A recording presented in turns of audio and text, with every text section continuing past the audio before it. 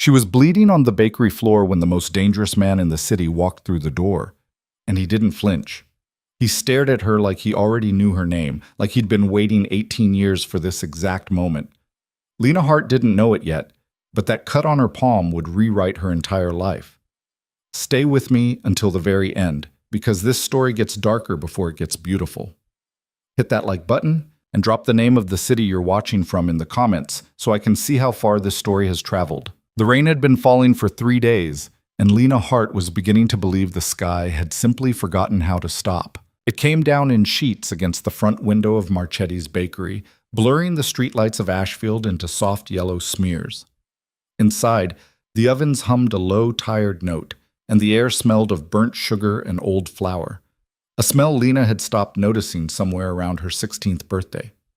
She stood behind the counter in a flour-dusted apron 2 sizes too big, her dark hair pulled back in a knot that had started the morning neat and was now falling apart at the edges. Like everything else about her, she hadn't slept. Not properly. Not in weeks. The clock above the register read 6:47 a.m., and she'd been on her feet since 4. Her legs ached in that particular way that had stopped being pain and become a kind of background music. There was a blister on her left heel she hadn't looked at because looking at it would make it real, and real things cost money she didn't have. "Lena!" Mr. Marchetti's voice cut through the oven's hum, gruff and uninterested, the way it always was. He stood in the doorway to the back, a cigarette tucked behind his ear, apron stained with something dark. "The front display. Get it done before we open." "Yes, sir." "And wipe down the case. You left streaks yesterday." "Yes, sir." He disappeared back into the kitchen without waiting for her to finish, and Lena let out a breath she hadn't realized she was holding. She crossed to the display case with a rag in one hand and a tray of cannoli in the other, and she set about arranging them in the same careful rows she'd been arranging them in for 2 years now. 2 years. It felt longer. It felt like her whole life. Her mother had been gone 4 years this November. A car accident on a bad road in a worse storm, the kind of thing that happened to other people until suddenly it didn't. And her father, well, her father had been gone long before that, in the way some men leave without ever actually walking out the door. He'd just gotten smaller and smaller until one morning there was nothing left of him at the kitchen table but a note and a half-empty bottle, which left her with her Aunt Marlene, which was not, in Lena's experience, a solution to anything. The bell above the door jingled, and Lena looked up automatically, plastering on the tired smile she'd learned to wear like armor. An old woman shuffled in out of the rain, umbrella dripping, coat pulled tight against her throat. "Morning, Mrs. Keller?" "Morning, sweetheart." The woman squinted at her through rain-spotted glasses. "You look like hell, child. You eating?" "I'm fine." "That's not what I asked." Lena's smile tightened. "The usual? Rye loaf and 2 of the almond cookies?"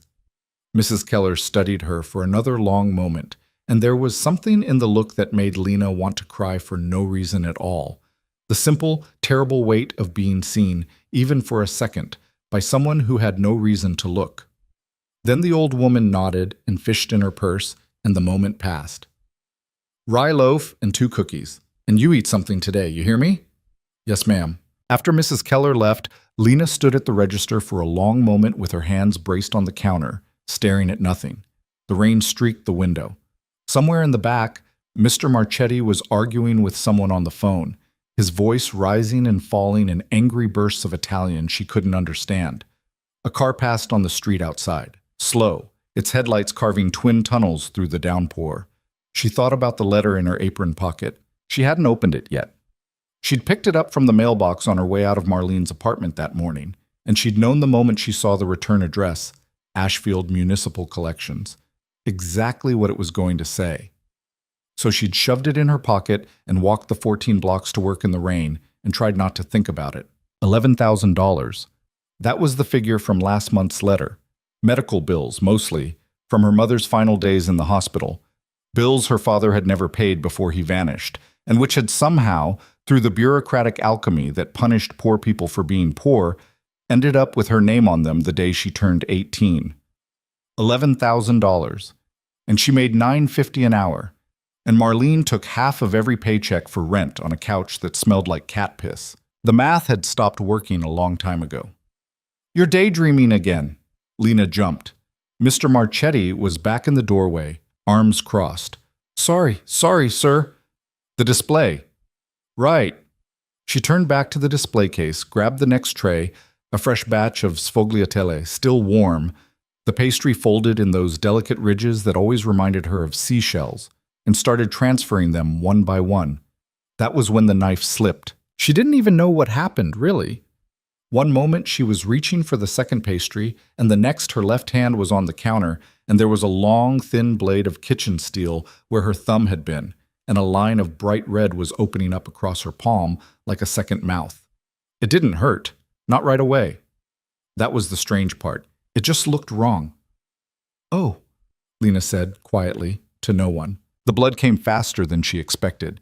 It ran down her wrist and soaked into the cuff of her apron, and a fat drop hit the glass of the display case with a sound like a period at the end of a sentence. She stared at it.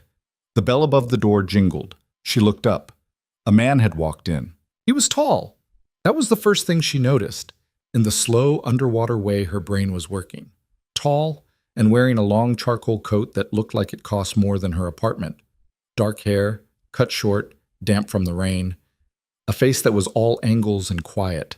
The kind of face you'd see once on a train platform and then dream about for a week without knowing why. He couldn't have been more than 30, and he was looking at her. Not at the pastries, not at the menu board. At her, at her hand. His expression didn't change exactly, but something in his eyes did.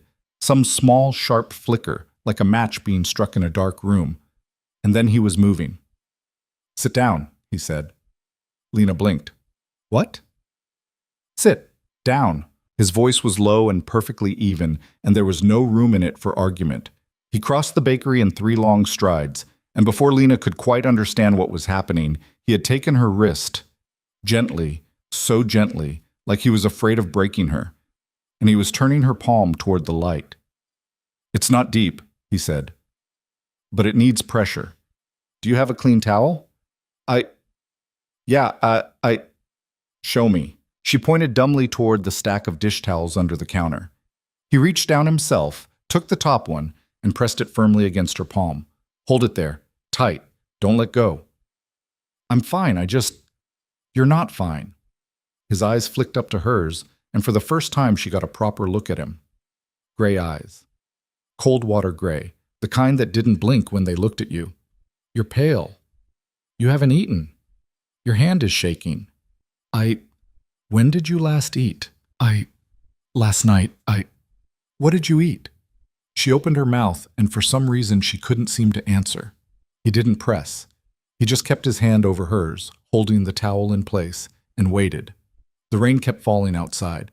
Mr. Marchetti's voice was still rising and falling in the back, oblivious. What's your name? The stranger asked. Lena. Lena what? Hart. Something passed across his face. Not surprise. Something quieter than surprise. And older. A kind of settling, like a man arriving somewhere he'd been walking toward for a long time. Lena Hart, he repeated softly. Okay, Lena Hart. He glanced toward the back. Who's in charge here? Mr. Marchetti. He's... Marchetti, the man called out, not loud, but with a carry to it that made the air in the bakery seem to tighten. Come out here. There was a long pause in the back, then the sound of footsteps, quick footsteps, nothing like the slow drag of the man who'd been barking at her all morning. Mr. Marchetti appeared in the doorway, and the moment his eyes landed on the stranger, his face did something Lena had never seen it do before. It went white. Mr. Moretti, he said. His voice had lost its edge. Mr. Moretti, I wasn't expecting.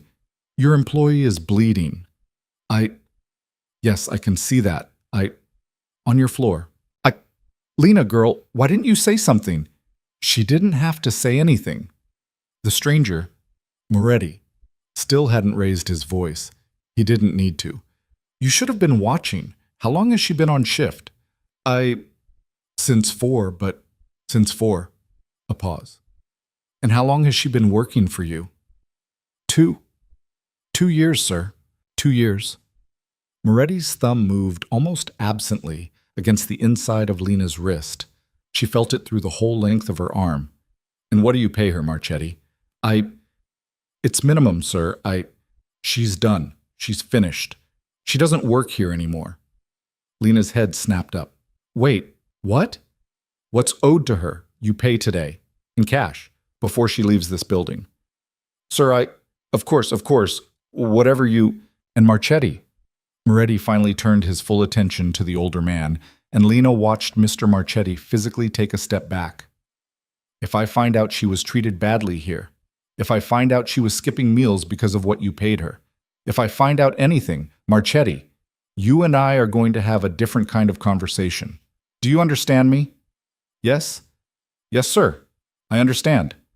Good. Get the money. Mr. Marchetti vanished into the back like a man fleeing a fire. Lena stood frozen at the counter, the towel pressed to her bleeding hand, her brain refusing to process what had just happened. There was a ringing in her ears. Her knees felt distant. She started. Who are you? The man, Victor Moretti, apparently, and the name meant something in this city even if Lena couldn't quite place what, looked at her for a long, long moment. Someone who's been waiting to meet you, he said finally. For a while. Welcome. The ride to the hospital was in the back of a black car Lena didn't remember getting into. She remembered Mr. Marchetti coming back with an envelope of cash, his hands trembling, pressing it into Victor's palm rather than hers, like she wasn't even there. She remembered Victor counting it slowly and then adding more from his own wallet before he handed it to her. She remembered being walked out of the bakery under the long black umbrella a driver had materialized to hold, and the rain hitting the fabric over her head like distant applause. Now she sat in leather that smelled like nothing. No cigarettes, no food, no cheap air freshener. And Victor Moretti sat across from her, and the city slid past the tinted windows in streaks of gray and neon. You don't have to take me to a hospital, she said. It's not that bad. It needs stitches. I can't afford stitches. You're not paying. I don't want to. Lena, just her name, said quietly. But he looked at her when he said it, and she found that she couldn't finish the sentence. She looked down at her lap instead. The towel around her hand was soaked through in one spot, a dark bloom like a rose that had been crushed. Why did you do that? She asked, at the window. At the bakery. Do what? Fire me. I mean, you fired me. Or he did. Because of you. She swallowed. I needed that job. No, you didn't. Yes, I did. I have... She stopped. She was not going to talk about the letter in her pocket with a man she'd known for 11 minutes. $11,400, Victor said, looking at his phone, scrolling without expression. In medical debt. Collections are threatening to garnish wages you don't have to garnish. Your Aunt Marlene Hart is currently behind on rent on the apartment at 1184 Delaney Street, which means in approximately 6 weeks you're going to be on the street. Lena stared at him. Her voice when it came was very small. How do you know that? He put the phone down and looked at her. He had a way of looking at her. She was already starting to notice it, like she was the only real thing in the room and everything else was wallpaper. I know a lot of things, Lena. How? That's a longer conversation. I want it now. The barest flicker of something, amusement maybe, or surprise, passed across his face, like he hadn't expected her to push back. Like he was filing that away. Not here, he said. Not tonight. Tonight you're going to get stitches, and you're going to eat a real meal, and you're going to sleep in a bed that doesn't belong to your aunt. Tomorrow, we'll talk. I don't have a bed that doesn't belong to my aunt. You do now. She opened her mouth to argue, and then she realized she was too tired to argue, and that terrified her more than anything else that had happened that morning. Because a girl who was too tired to argue was a girl who could be led anywhere, by anyone. And she didn't know this man. She didn't know him at all. She pressed her back into the seat and turned her face to the window and watched Ashfield go by, gray and wet and strange, and she thought, I should be scared. I should be screaming. I should be throwing open this door at the next red light and running. She wasn't. That was the part that frightened her. She wasn't. That. The hospital wasn't a hospital. That was the first thing Lena noticed when the car stopped. It was a low, discreet building on a quiet street she didn't recognize, the kind of place with no sign out front and a doorman who nodded at Victor like they'd known each other in another life. Inside, the floors were polished stone, and the lights were warm, and a woman in a white coat met them before they'd finished crossing the lobby. "Mr. Moretti, Dr. Weiss, this is Lena. Left palm, deep laceration, probably needs 8 or 10 stitches. She hasn't eaten. Check her iron while you're at it." "Of course." "Miss, would you follow me?" Lena followed. She didn't know what else to do. Dr. Weiss was a kind, brisk woman in her 50s with hands that were warm even through gloves. She cleaned the wound, which hurt enough to bring tears to Lena's eyes, and then she numbed it, which hurt worse. And then she began to stitch, and Lena looked at the ceiling and counted the tiles and tried not to think about anything at all. "Pretty deep," Dr. Weiss said conversationally. "What'd you cut it on? Bread knife? Your own? Work." The doctor's hands worked steadily. "How long have you been lightheaded?" "I'm not, Miss Hart." Lena closed her eyes. "A few months." "Periods regular?" "No." "Eating?" "Not a lot." "Stress?" A small, cracked laugh escaped her. She couldn't help it.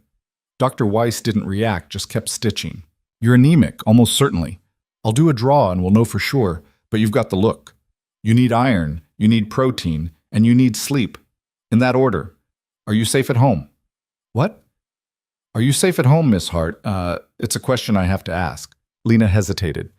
She thought of Marlene, of the shouting, the slaps that weren't quite hard enough to call abuse, the boyfriends Marlene brought home who looked at Lena a beat too long. She thought of the lock she'd installed on her bedroom door herself, with money she'd stolen from her own tip jar. "I'm safe," she said. Dr. Weiss didn't push. She just nodded and tied off the last stitch and began wrapping the hand in clean white gauze. "He's a good man to have in your corner," the doctor said quietly, not looking up. "Mr. Moretti." "Is he?"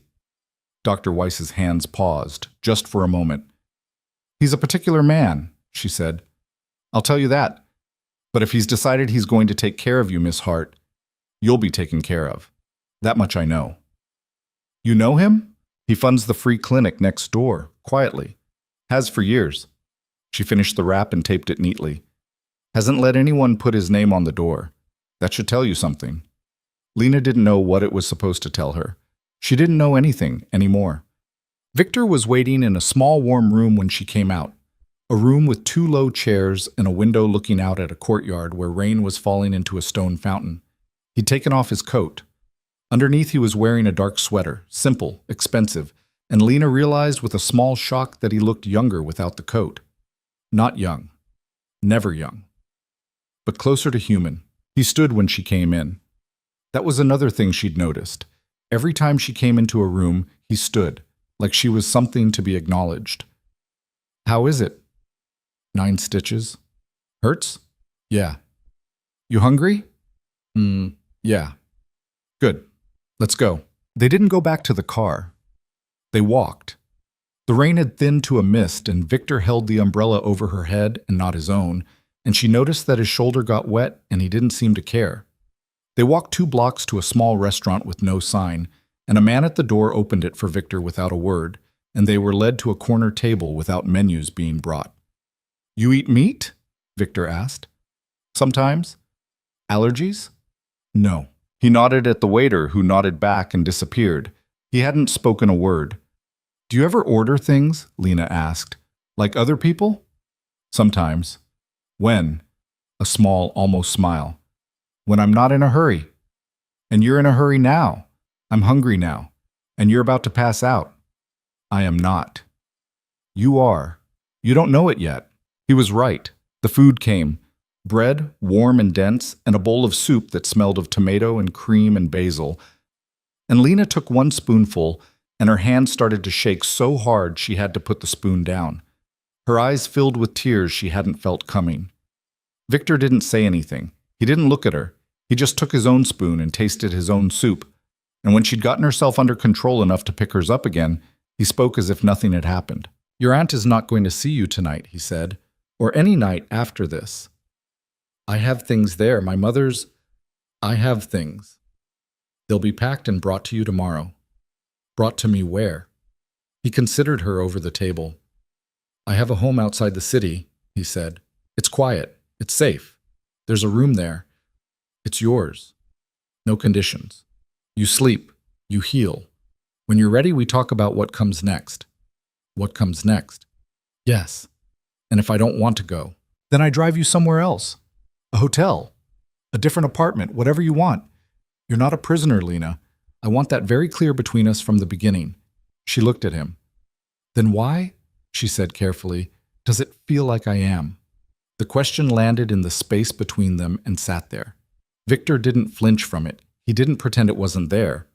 He let it live on the table like a third guest at dinner, and then finally he said, because I'm not a safe man, Lena, and I think you can feel that.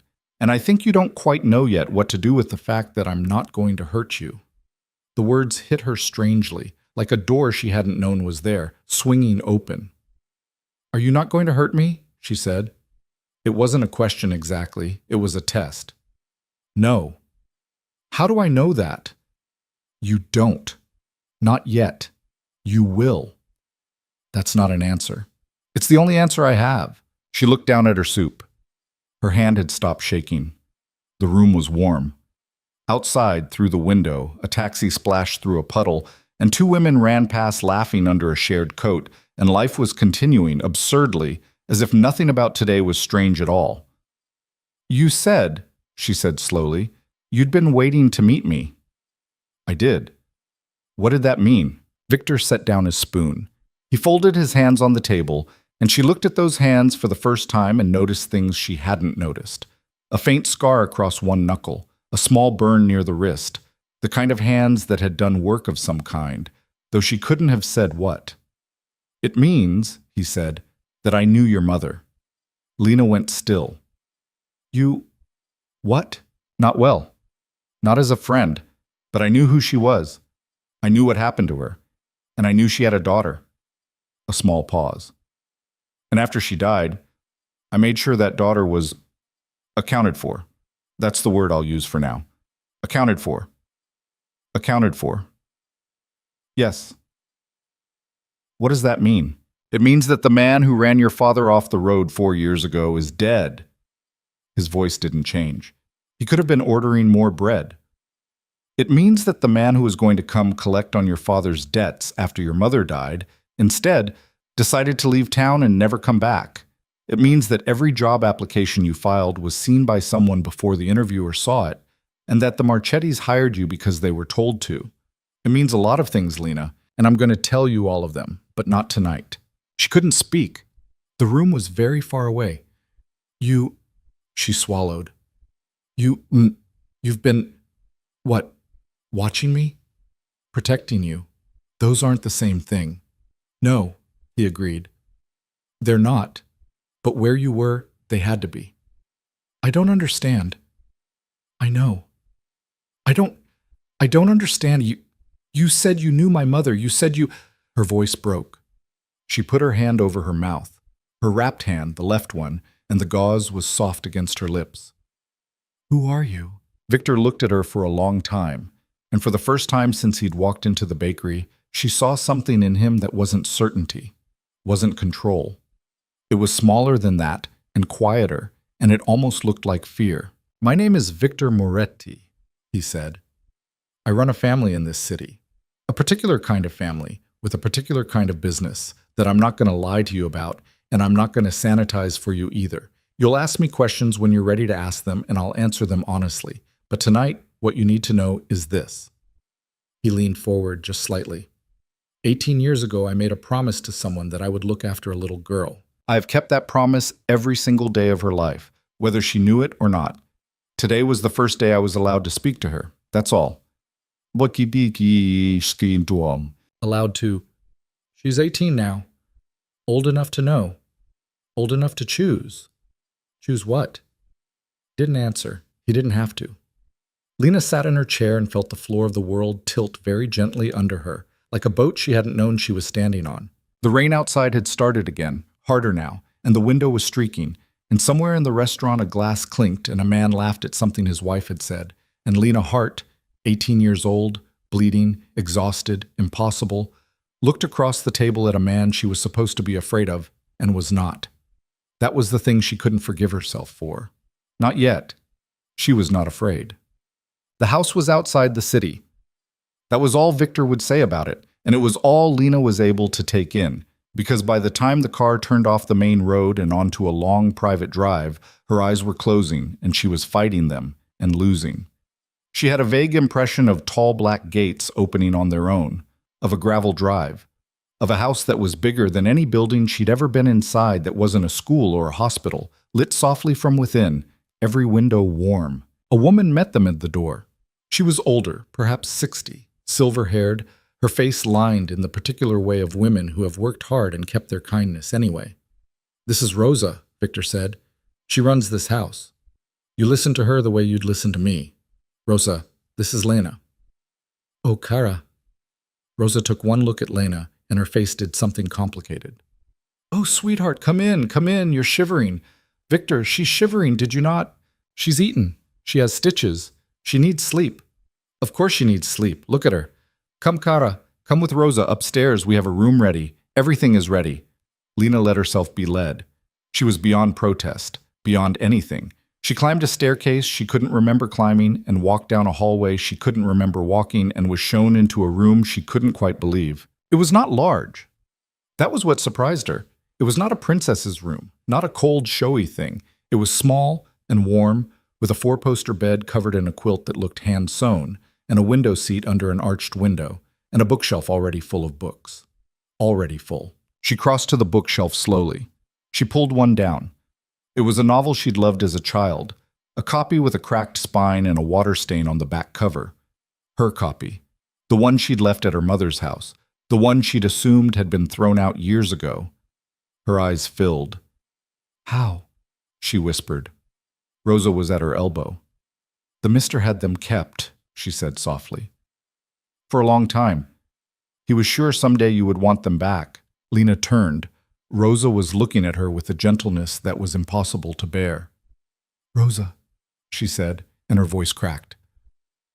"Rosa, who is he? Please, please, I don't understand who he is." Rosa took both of her hands, held them carefully so as not to hurt the wrapped one. "Kara," she said, "he is a man who loves very few people. But the ones he loves them with everything in him. You are on that list now. You have been on it since you were very small. That is what he is, Kara. The rest you will learn in time. Tonight, you sleep. Yes?" "Yes. Good girl, good girl. Come." Rosa tucked her into the four-poster bed like a child, actually tucked her in, pulled the quilt up under her chin, smoothed her hair back from her forehead, and Lena, who had not been tucked in since she was 9 years old, did not have the strength left to be embarrassed about the way her eyes spilled over and wet the pillow. "Shh, Kara. Shh. Nothing here will hurt you. Sleep." "Rosa?" "Yes, Kara."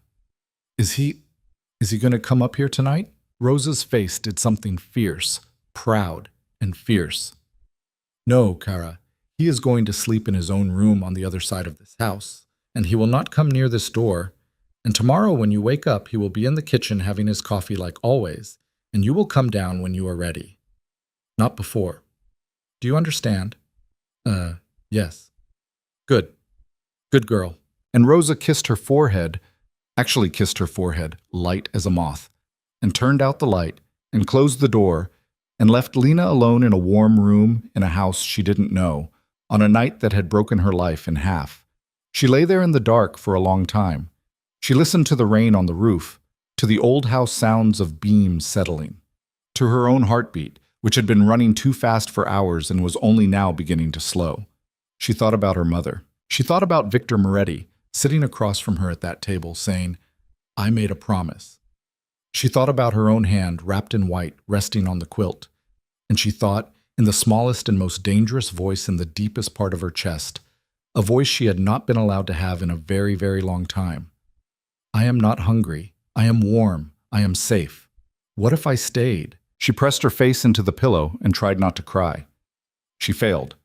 She cried quietly, the way she had learned to cry in her aunt's apartment, so that no one would hear.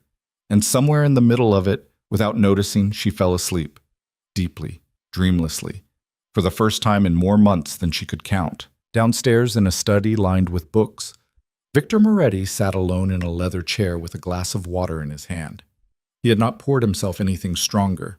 He did not, as a rule, drink on nights that mattered. Rosa came in quietly and stood in the doorway. She is asleep. Good. She cried. I expected she would. She asked who you were. Victor was silent for a long moment, looking at the fire. And what did you tell her, Rosa? I told her you were a man who loved very few people, but loved them completely. Rosa paused. I did not tell her what you have done to keep her alive. No. You will have to eventually. I know. She is not going to take it well. I know that too. Rosa studied him from the doorway. She had known this man since he was 19 years old and covered in someone else's blood. She had watched him build what he had built. She had watched him for 18 years send men out into the city to watch over a little girl in a bad apartment and to remove, quietly, surgically, every threat that ever got too close. She had watched him refuse every woman who had ever tried to get into his life, because there was already someone in it, and she did not yet know. Victor, Rosa said softly, she is a child. She's 18. She is a child who has been starving for 4 years. You must not. I know what I must not do, Rosa. Do you? He looked up at her. His eyes in the firelight were tired. For the first time in a long time, he looked his age. I'm not going to touch her, Rosa. I'm not going to frighten her. I'm not going to ask her for anything she isn't ready to give. I have waited 18 years. I can wait longer. And if she wants to leave? He looked back at the fire. Then she leaves, he said. And I keep watching from the shadows, the way I always have, and she never knows I was here. Rosa crossed the room. She put a hand briefly on his shoulder, the only touch she had ever been permitted in all those years. You are a strange man, Victor Moretti. I know. Sleep. It has been a long day. Soon. She left him there. He sat in the chair for another hour, watching the fire, listening to the rain, and thinking about a girl upstairs in a small, warm room. A girl who had cut her hand on a bread knife that morning, and who did not know yet that the knife had slipped because one of his men, 2 weeks earlier, had very quietly replaced the dull one in her kitchen with a sharper one. So that today would happen, so that he would have a reason, finally, to walk in. He closed his eyes. Outside, the rain fell on the house, and on the city, and on the gray morning that was coming, the first morning of Lena Hart's new life, though she did not know it yet. And in the darkness, Victor Moretti allowed himself, for just a moment, the one thing he almost never allowed himself. He smiled. She woke to sunlight. That was the first strange thing. Lena Hart had not woken to sunlight in 4 years. Not really, not the kind that came through a clean window and lay warm across a bed. At Marlene's apartment, her window faced an air shaft, and the only light that ever reached her was secondhand, filtered through other people's curtains 3 floors up. For a long moment she lay still, not understanding where she was, not remembering, her left hand throbbing dully under its wrapping and her mouth dry and the quilt heavy across her legs. Then she remembered, all of it, at once, in a rush that made her chest tighten. The bakery, the knife, the man in the long coat, the car, the restaurant, the soup she'd been too shaky to eat, Rosa's kiss on her forehead, the bookshelf already full of her own books. Victor Moretti. She sat up slowly. Her head didn't swim. That too was strange. She had woken up dizzy so many mornings in a row that the not dizziness felt wrong, like something had been taken from her without permission. The room was just as it had been the night before, only now she could see it properly.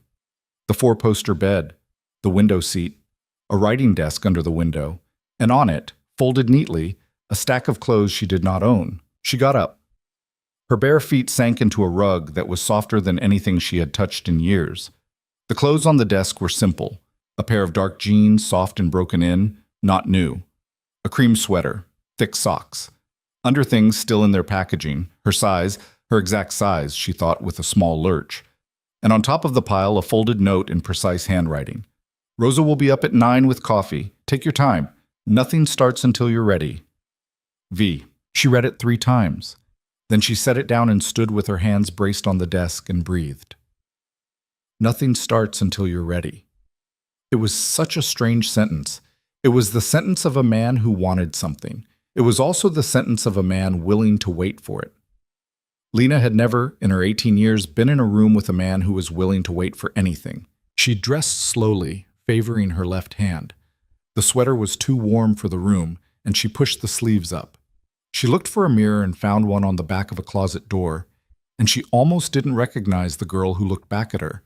Same hollow cheeks, same tired eyes, but clean, somehow, in a way she hadn't been in a long time. Like someone had wiped a fogged pane and discovered a person underneath. At 9, there was a soft knock. "Kara, it's Rosa." "Come in." The door opened and Rosa was there with a tray. A small French press, a cup, a plate of toast with butter, and a bowl of something that steamed. Porridge, it turned out, warm and thick, with honey drizzled across the top in a careful spiral. The spiral made Lena want to cry again, and she didn't know why. Maybe because someone had made a spiral. Because someone had taken 3 extra seconds for her. "Eat slow," Rosa said, settling the tray on the desk. "Your stomach will not be used to so much. A little first, then more." "Thank you. You slept?" "Yes, a lot." "Good. You needed it." Rosa studied her. "How is the hand?" "It hurts. Dr. Weiss will come today to look at it. Not to worry. Sit. Lena sat. She took a spoonful of porridge and held it in her mouth and tried to make it last. She did not know how to do this. How to sit in a warm room while a kind woman watched her eat and not feel like she was about to be charged for it later. Rosa seemed to understand. She moved around the room without looking at her too directly, opening the window a crack to let the morning in, plumping a pillow, her presence steady and untaxing. "Rosa." "Yes, Kara." "Where is he?" "Downstairs. In the study." "Is he waiting for me?" "He is working. He works all day, every day. You will not interrupt him. He would like it if you did."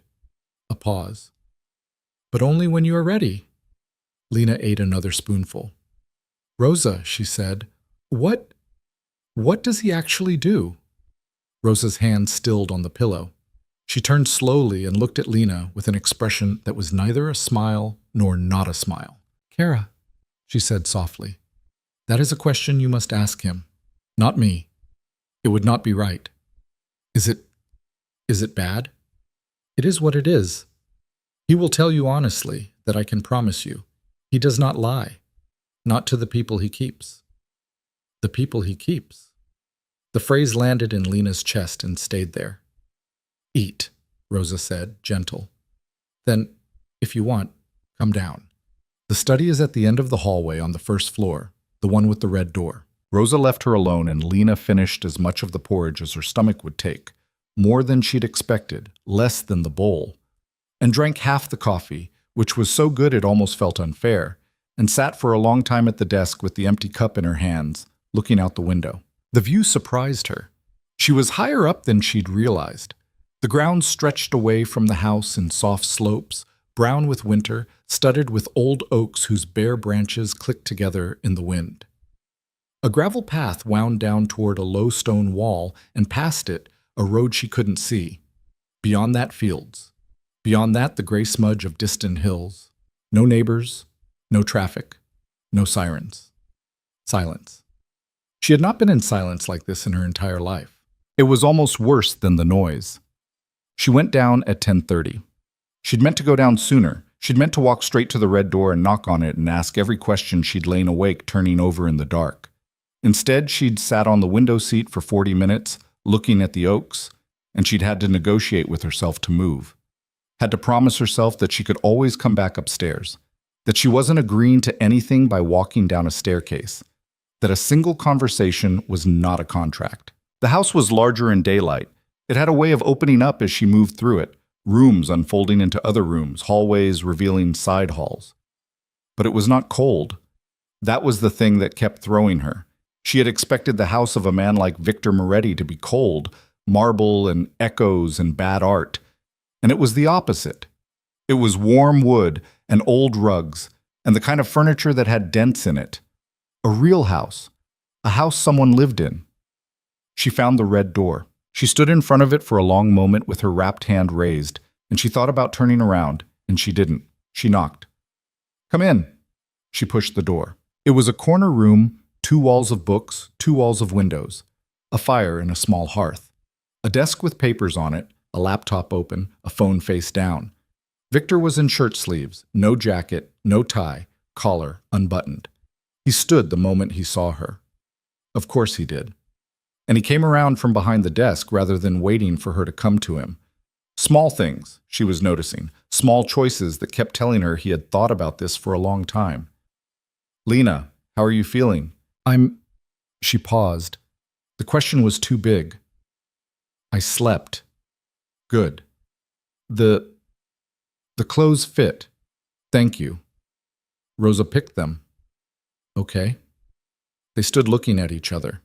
In the daylight, he looked different, less like a figure in a coat and more like a man, a little tired under the eyes, a small nick on his jaw from shaving. His hair was damp at the temples, like he'd been outside. "Sit," he said, nodding to one of 2 leather chairs by the fire. "If you want." She sat.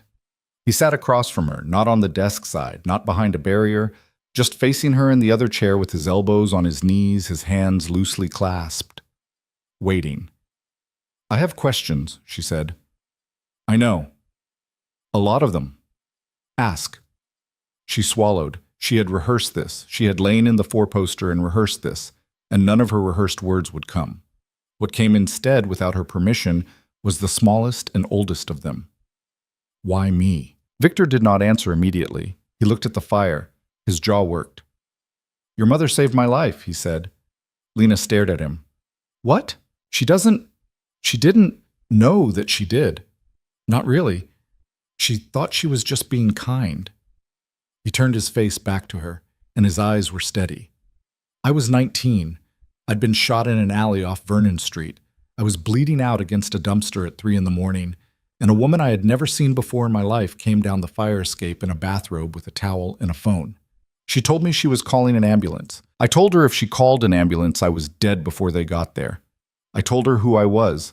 I told her the men who had put me in that alley would finish the job the second I was in a hospital where they could find me." He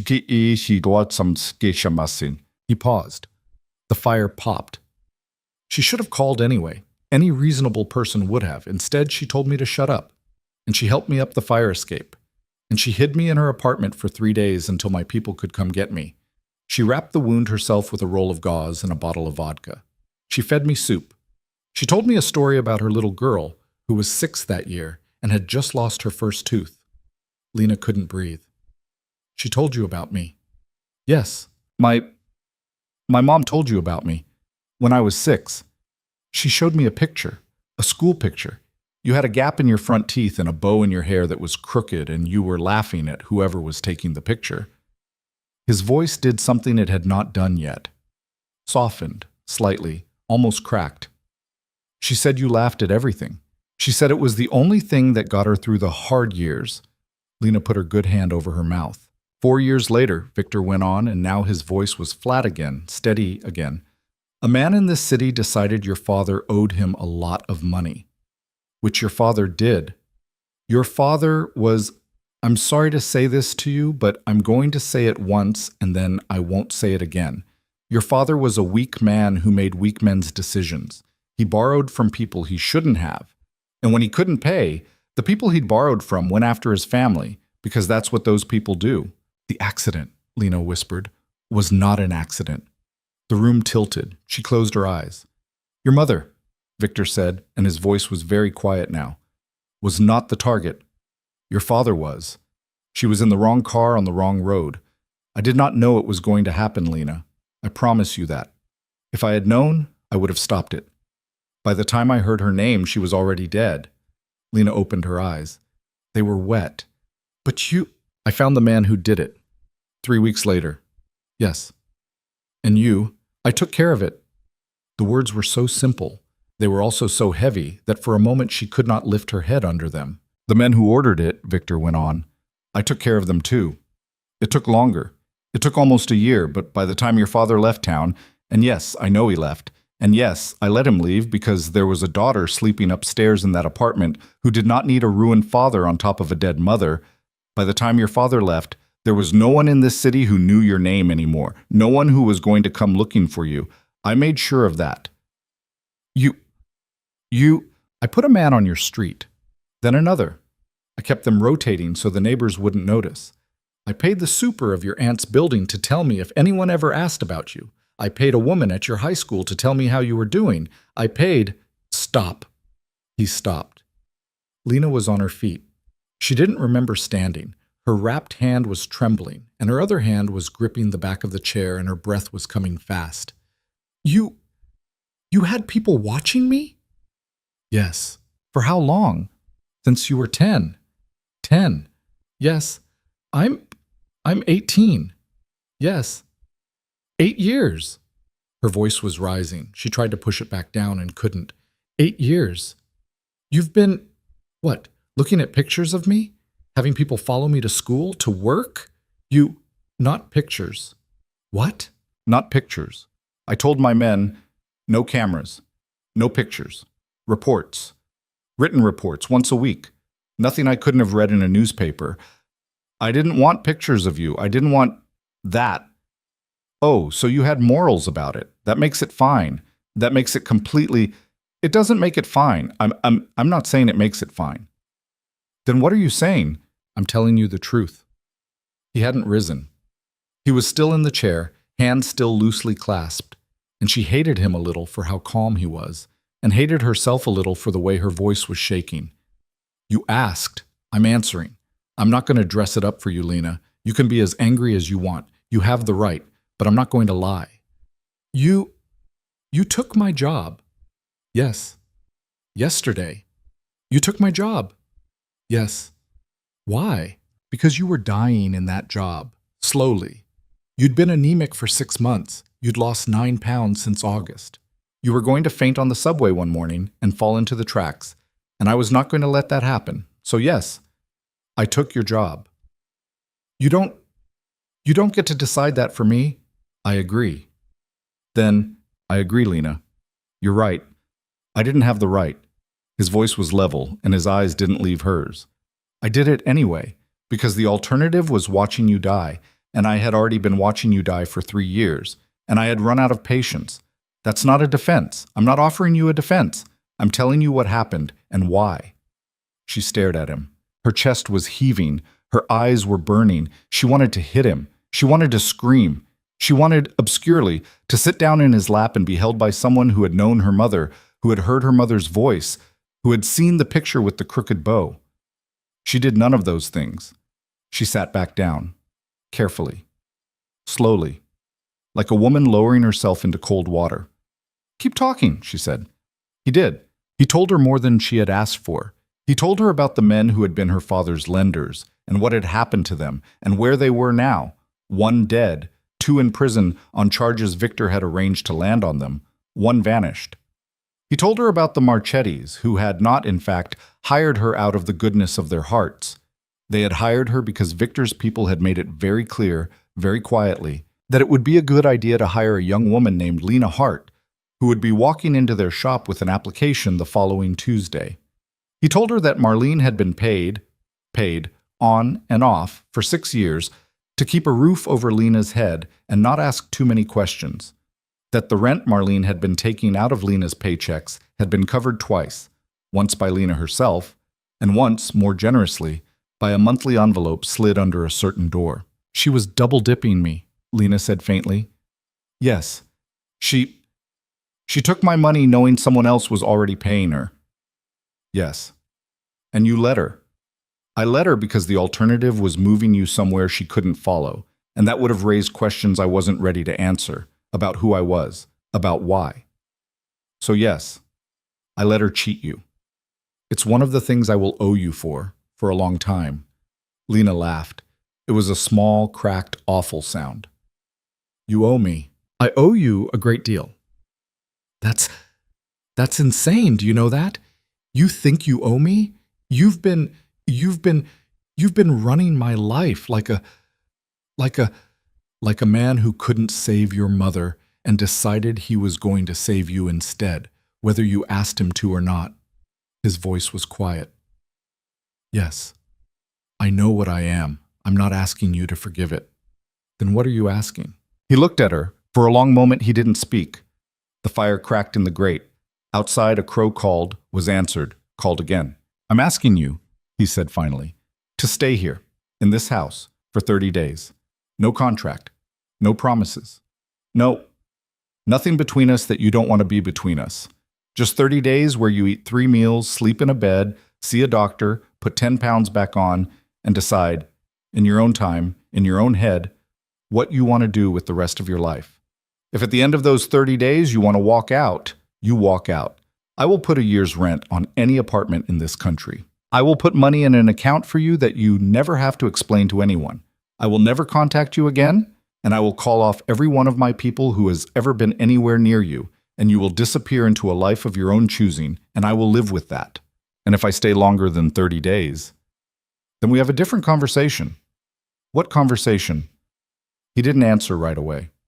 And for the first time she saw him hesitate, really hesitate, the way a man hesitates before saying a thing he has held in his chest for years. That's the conversation I have waited 18 years to have, Lena. I'm not going to rush it into your first morning in this house. Not fair to you. Not fair to me either. We'll have it when it's time. She looked at him. She was so tired. She had come downstairs full of fire and questions, and the questions had been answered, and the fire had somewhere to go, and still she was sitting here, and still she was not running. She did not know yet what that meant about her. She suspected it was not good. 30 days, she said. 30 days. No touching. His eyes did something, the smallest flinch, the smallest acknowledgement. No touching, he agreed. Except what you initiate, and you will not initiate. I'm not expecting you to. I won't. I know. Don't be sure about things about me. Noted. And I want to be able to leave the house, to walk by myself. I won't run, but I'm not a bird in a cage. You can walk anywhere on the grounds. There are about 40 acres. The gate code I'll give you by tonight. If you want to go into town, I'd rather one of my people drove you, not because you're not allowed to go alone, but because, Lena, there are people in this city who would use you against me if they knew you existed. They don't know yet. I'd like to keep it that way for a while. People who want to hurt you. Yes. Because of what you do. Yes. Which is what, exactly? She leaned forward just slightly. Say it. Say the word. I want to hear you say the word. He held her gaze. I run a family, he said. In the old sense. The one the movies pretend is romantic and isn't. My father ran it before me and his father before him. We have legitimate businesses, construction, import, a few restaurants, some real estate. We have illegitimate ones. I'm not going to list them for you, not today, because it's a long list and you're tired. But the word you're asking me to say is mafia. And yes, Lena, that's the word. She sat with it. She had known. She had known since last night, really, since Dr. Weiss in the small, warm room with her careful hands. But hearing it said aloud, in a study smelling faintly of wood smoke, by a man in shirt sleeves with a nick on his jaw, that was a different thing. That was a real thing. Have you killed people? She asked. Yes. How many? Lena, I don't know. I stopped counting when I was 24, and I'm not going to pretend I kept a list. Fewer than some men in my position, more than most men you've ever met. The man who killed my mother? Yes.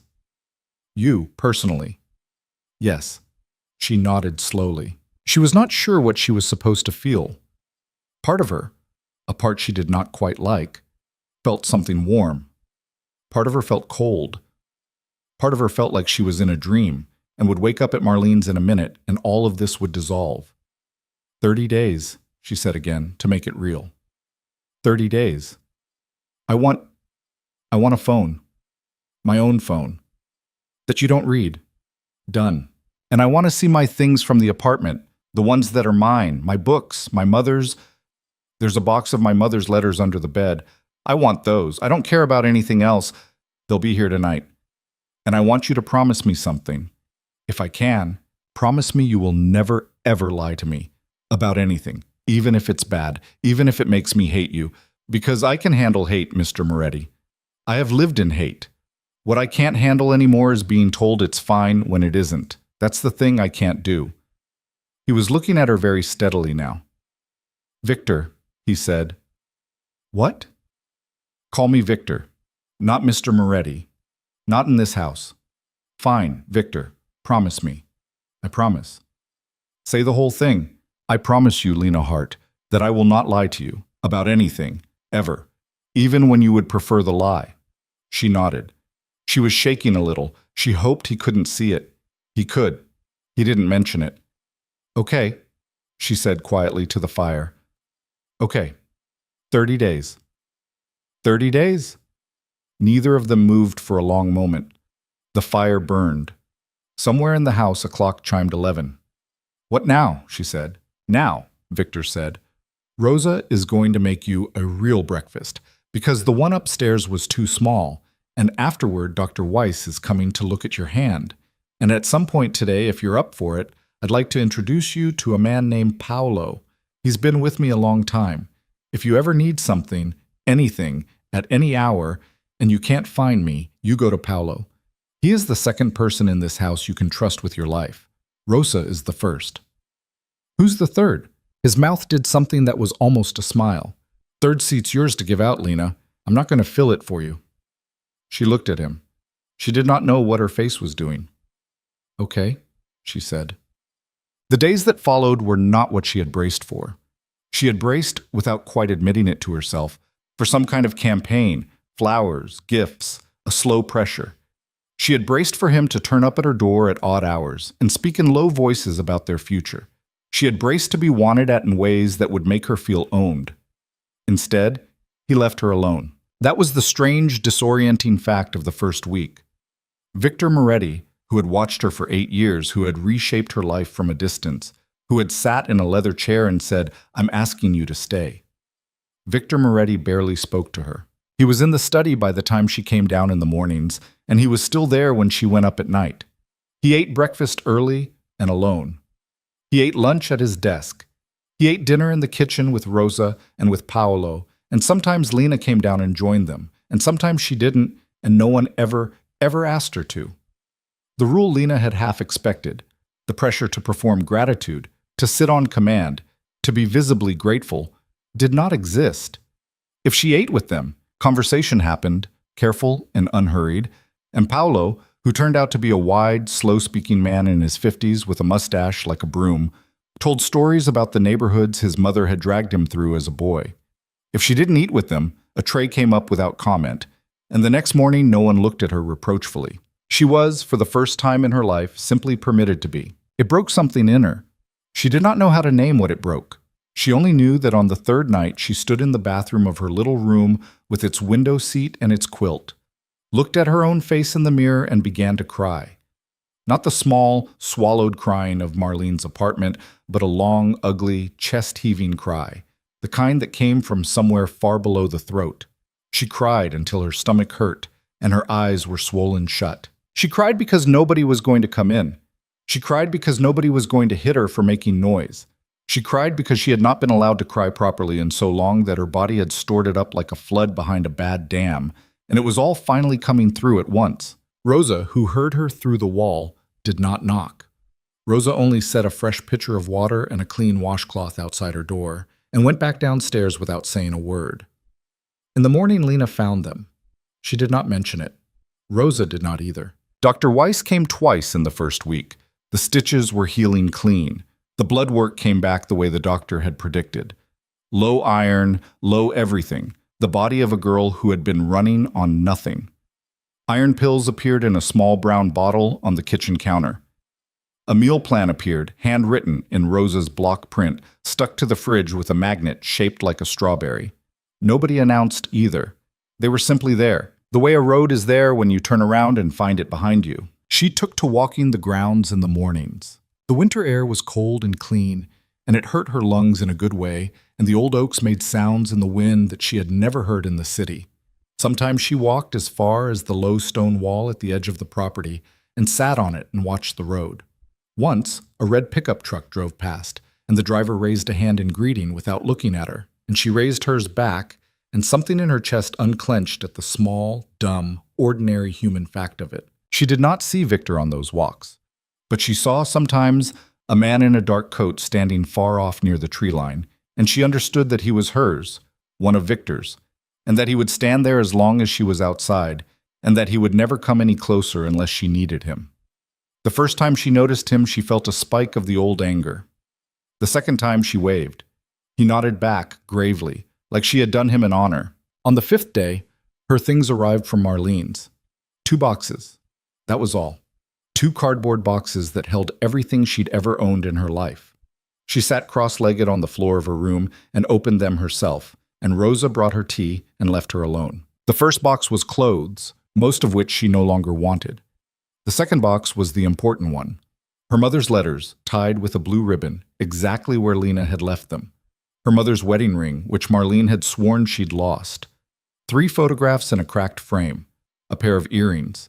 A small wooden box of her own first-grade drawings, in her own shaky print, which her mother had kept because her mother had kept everything. And a folded piece of paper, loose, at the very bottom of the box. New paper. Not something she'd packed. She picked it up.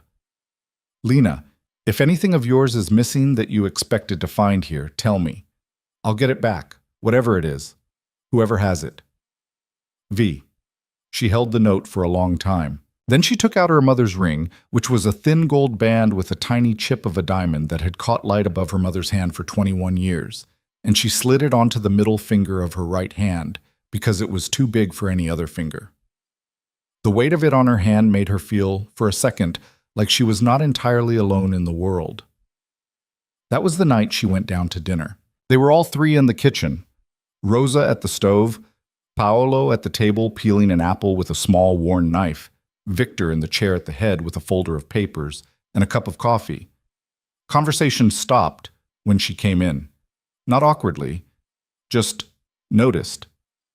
"Cara," Rosa said warmly, like she'd been coming down every night. "Sit, sit. Plate on the table for you." Lena sat. She did not look at Victor. He did not look at her. But she felt him feel her there, across the table, the way she felt the fire in a room without turning toward it. "Long day," Paolo said mildly, not quite to anyone. "Paolo had a long day," Rosa said from the stove. "He drove an hour for cheese." "It's good cheese." "I did not say it wasn't good cheese. I said it was an hour. An hour for good cheese is nothing. An hour for bad cheese, that's a tragedy." Lena snorted. She didn't mean to. It just came out of her.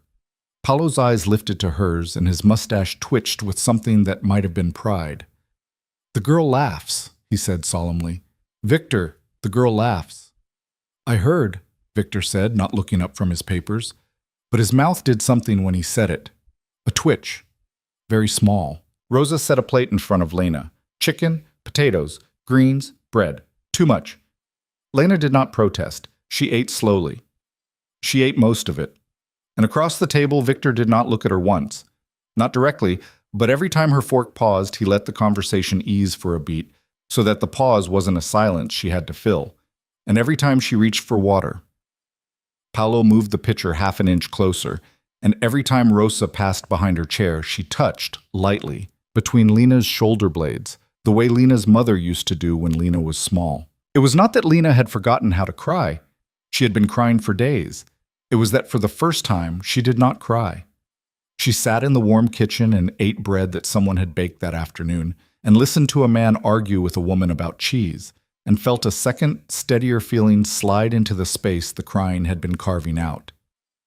"I am here," she thought. "I am somewhere. I am somewhere." She slept that night without dreams. The first crack in the quiet came on the 9th day.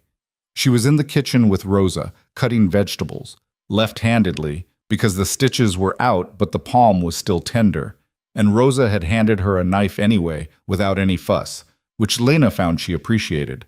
When she heard the front door of the house open, and voices, too many voices for the house's normal quiet. Men's voices, low and hard, Paolo's voice, and then Victor's, and then a third she didn't know, clipped and urgent. Rosa stilled. It was a very slight stilling, the kind only Lena's new, sharpened senses would have caught. Rosa's knife paused over the onion for half a second. Then she resumed cutting. Kara, Rosa said softly, not looking up, why don't you take your tea in the back parlor? Nice and warm in there. What's happening? Business.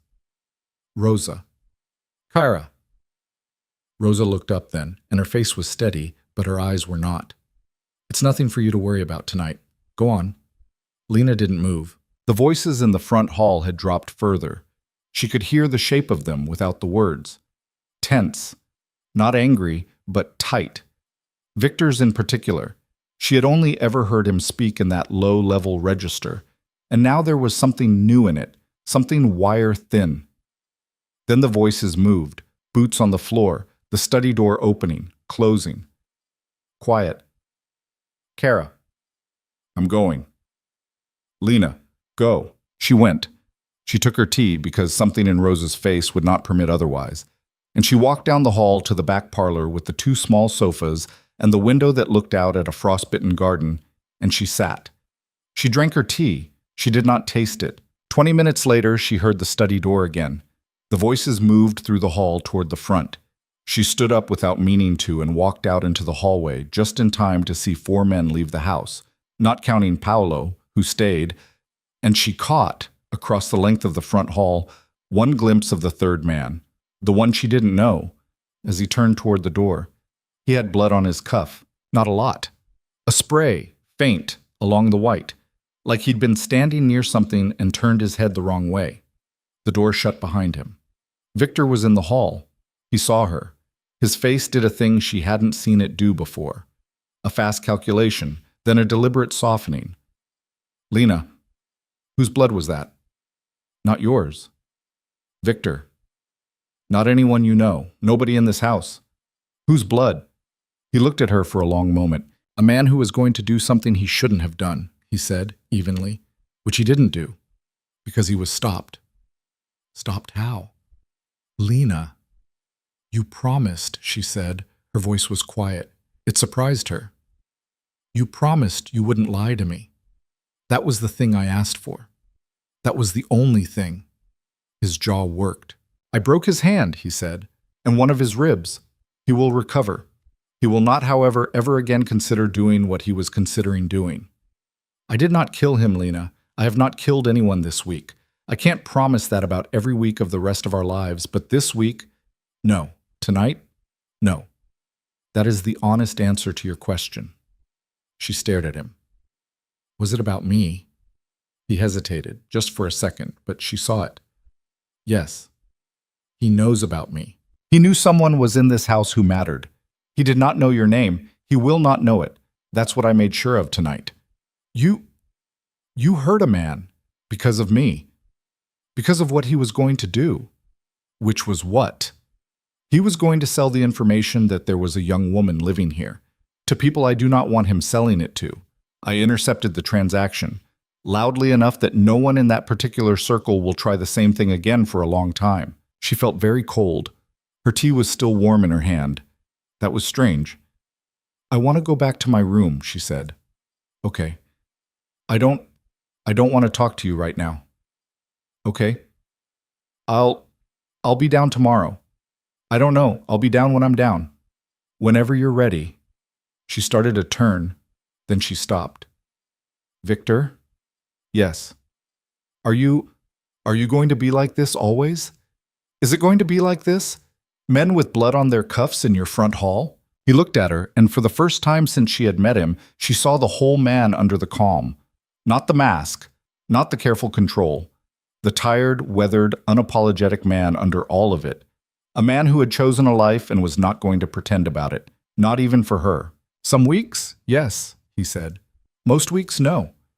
If you stay, and Lena, I am not asking you to stay, I am not asking you anything tonight. But if you stay, there will be days like this one.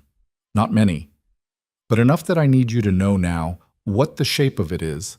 I won't pretend it's a shape it isn't. I won't lie to you about that either. She nodded slowly. Okay, she said. Okay? Okay, I heard you. That's all I'm saying. I heard you. I'm going upstairs. She went upstairs. She closed the door of her little room behind her.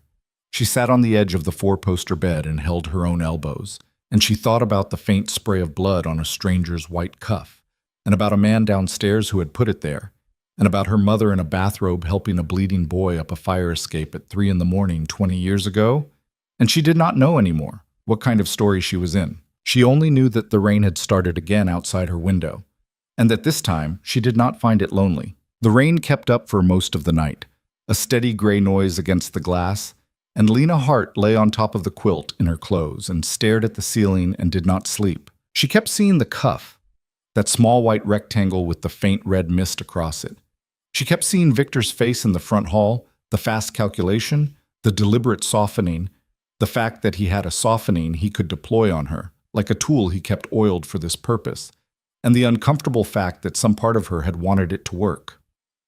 That was the thing that unsettled her the most, not the blood, the wanting. She had grown up being told, by her mother and by her own instincts, that she would know a bad man when she saw one, that there would be some bell inside her that would ring and ring when the wrong person stepped into her life.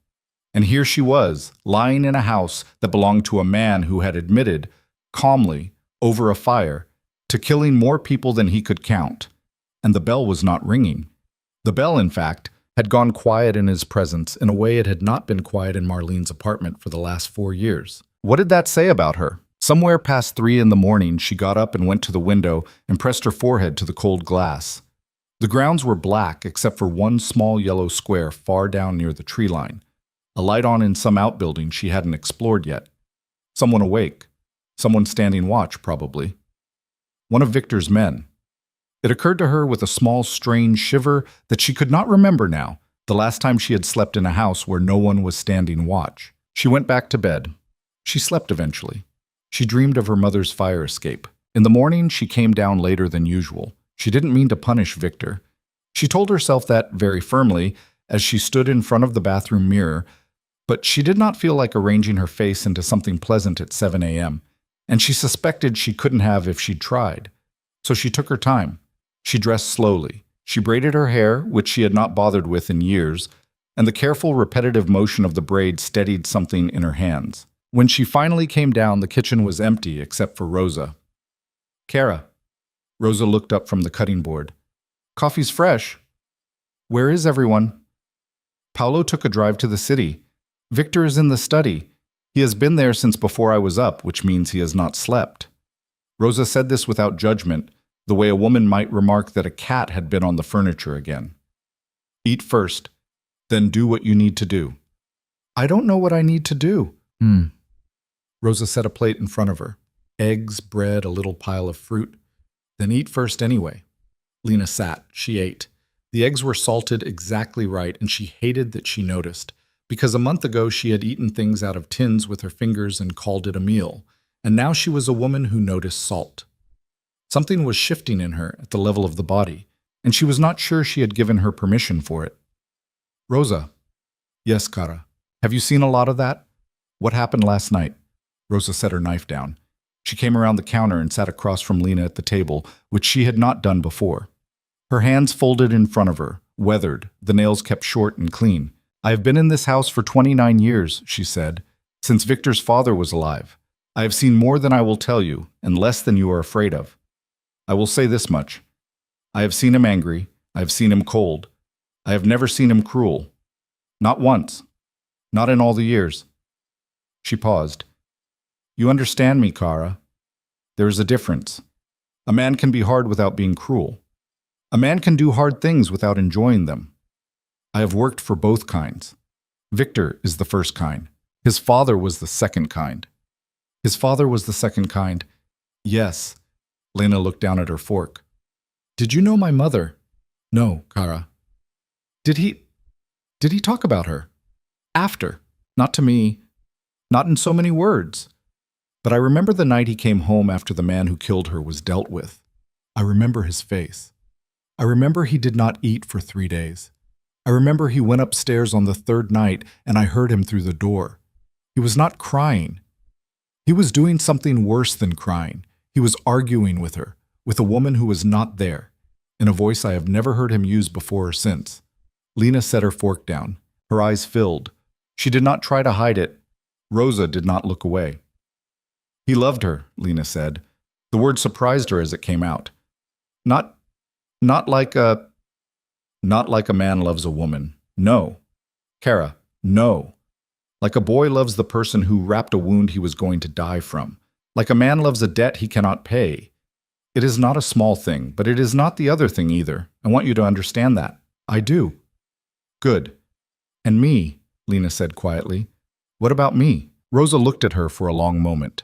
Kara, that's a question you are asking the wrong woman. I'm not going to put words in his mouth.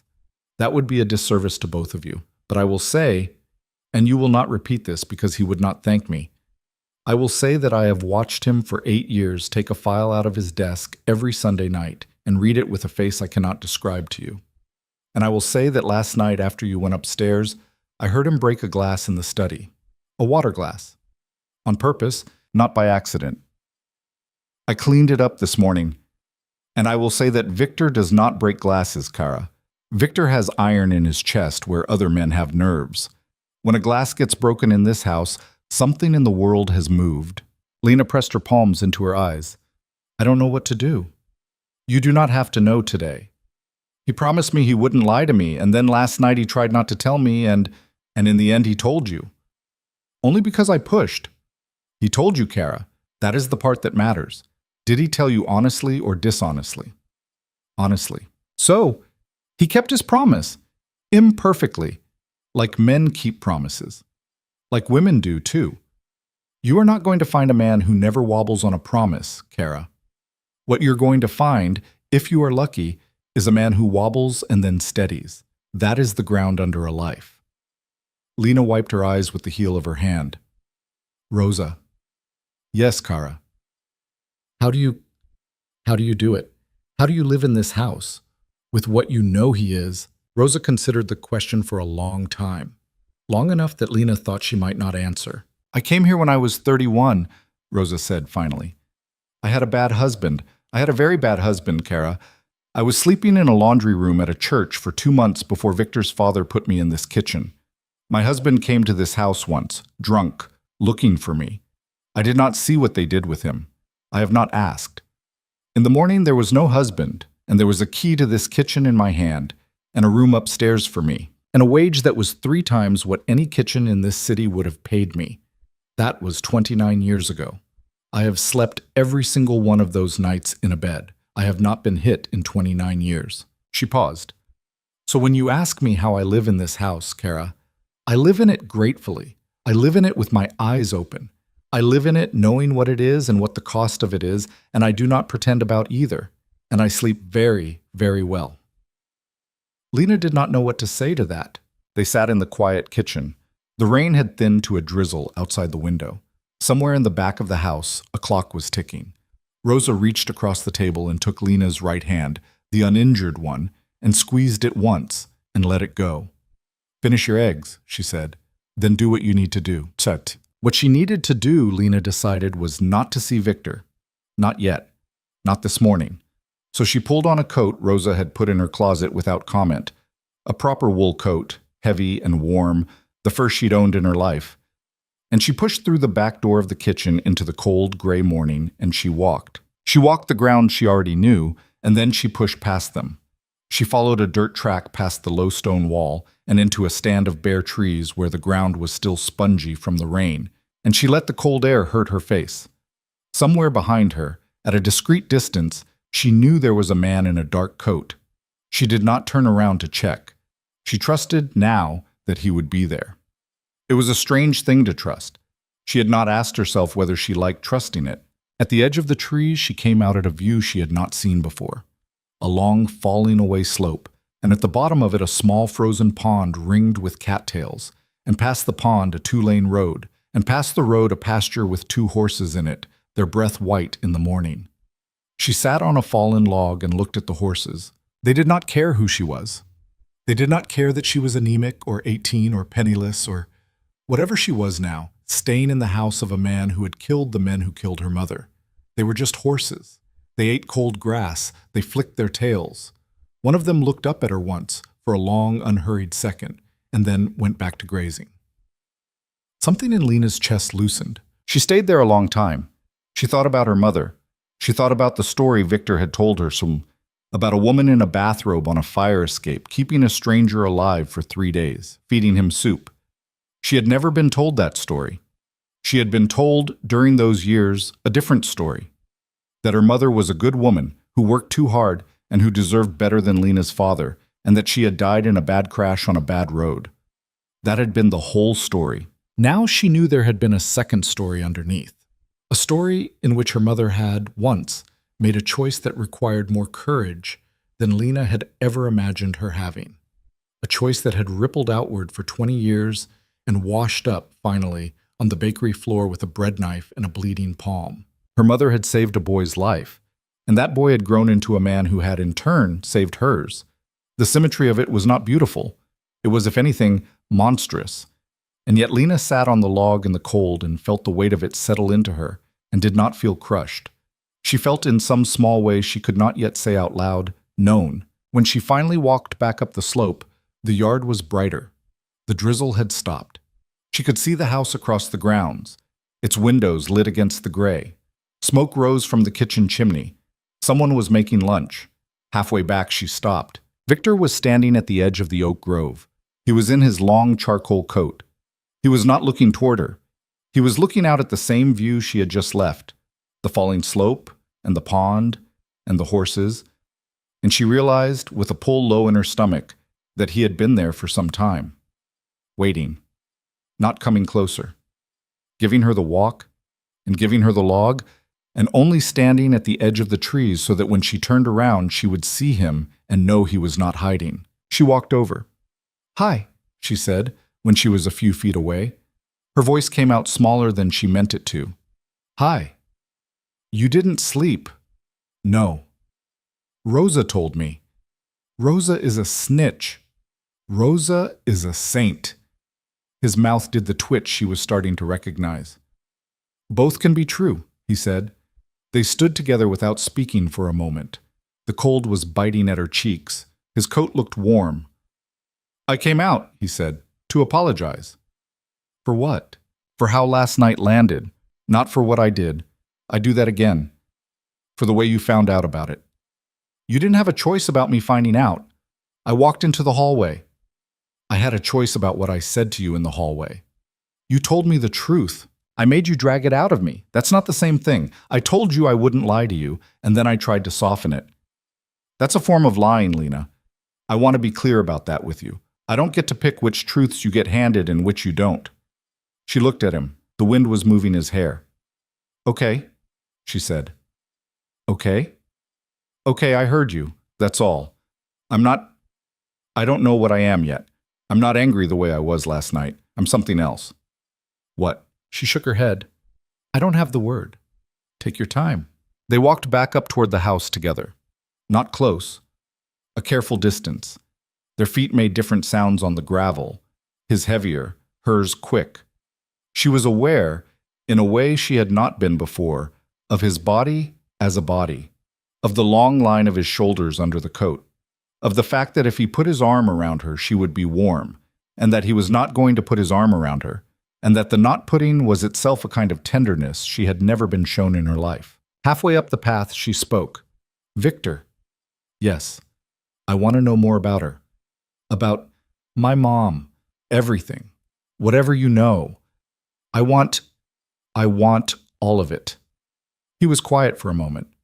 "Okay," he said. "Now?" "If you want. After lunch."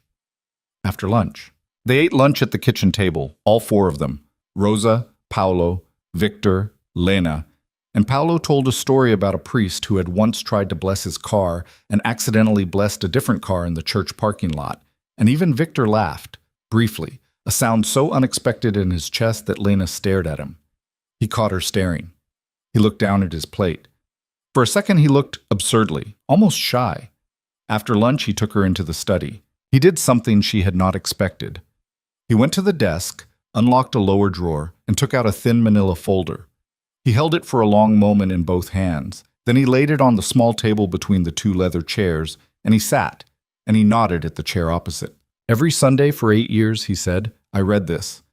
So did my father, before me, for the 10 years before that. It has some of the reports my people wrote about you. Not many. I kept only a few.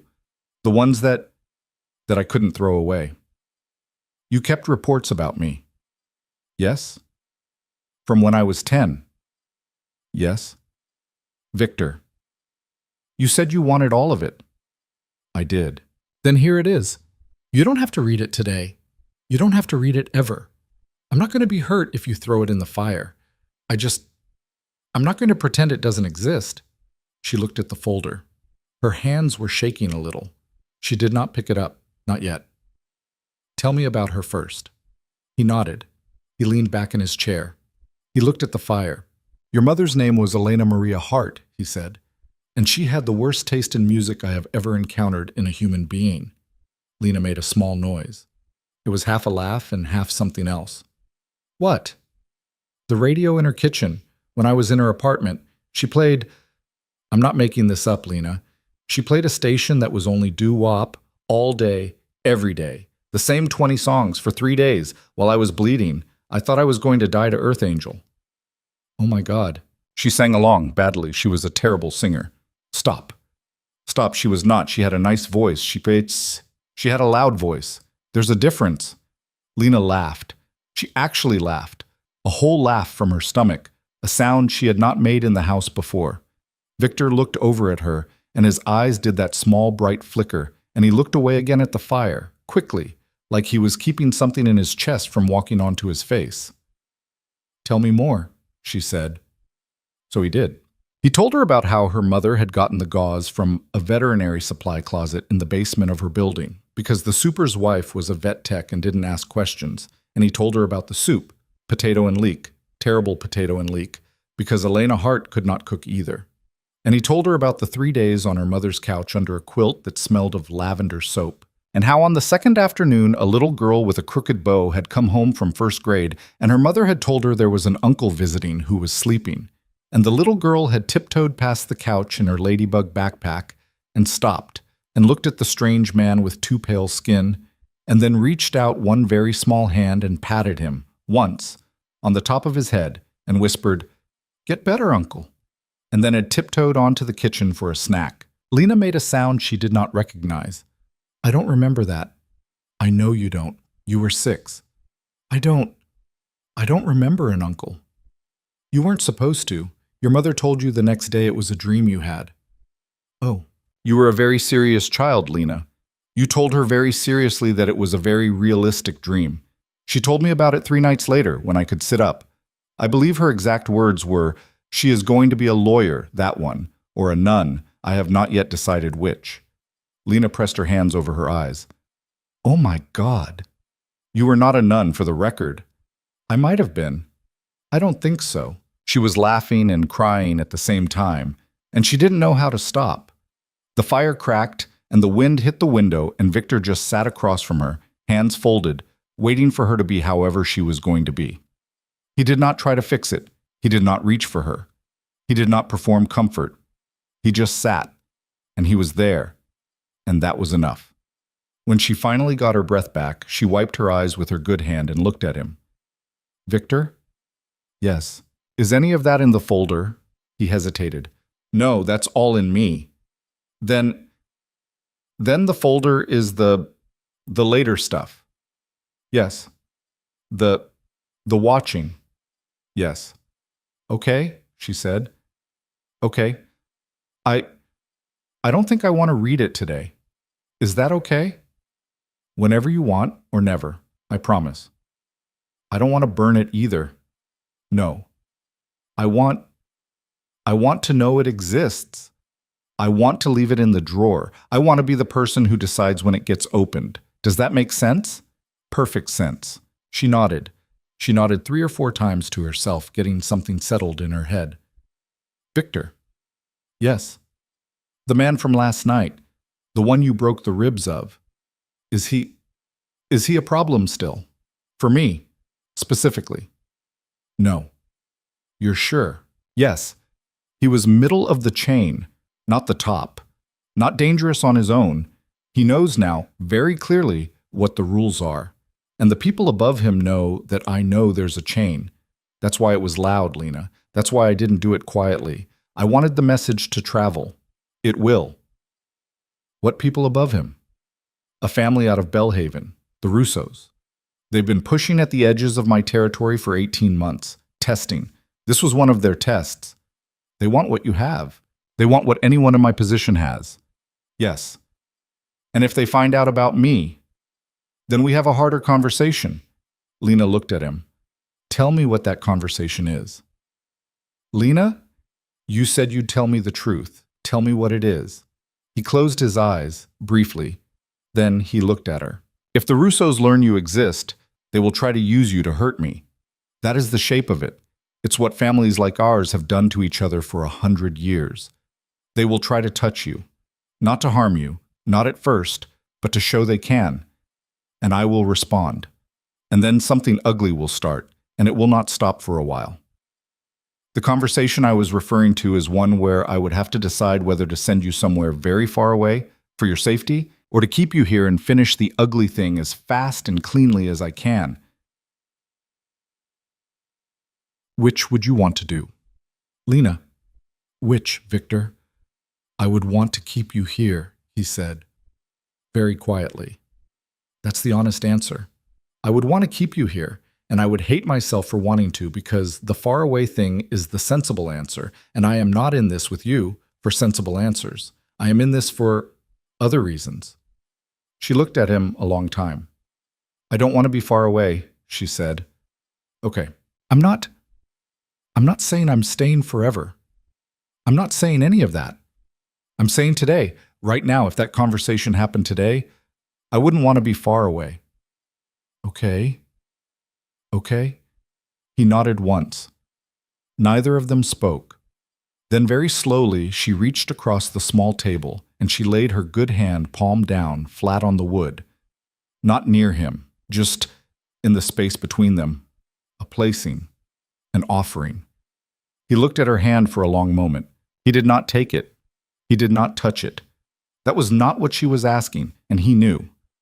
Instead, after a moment, he lifted his own hand and laid it on the table opposite hers, not touching, not even close, a good inch of air between them, palm down, mirroring, two hands on a table, not touching, on purpose. Okay, she said, again, quietly. Okay.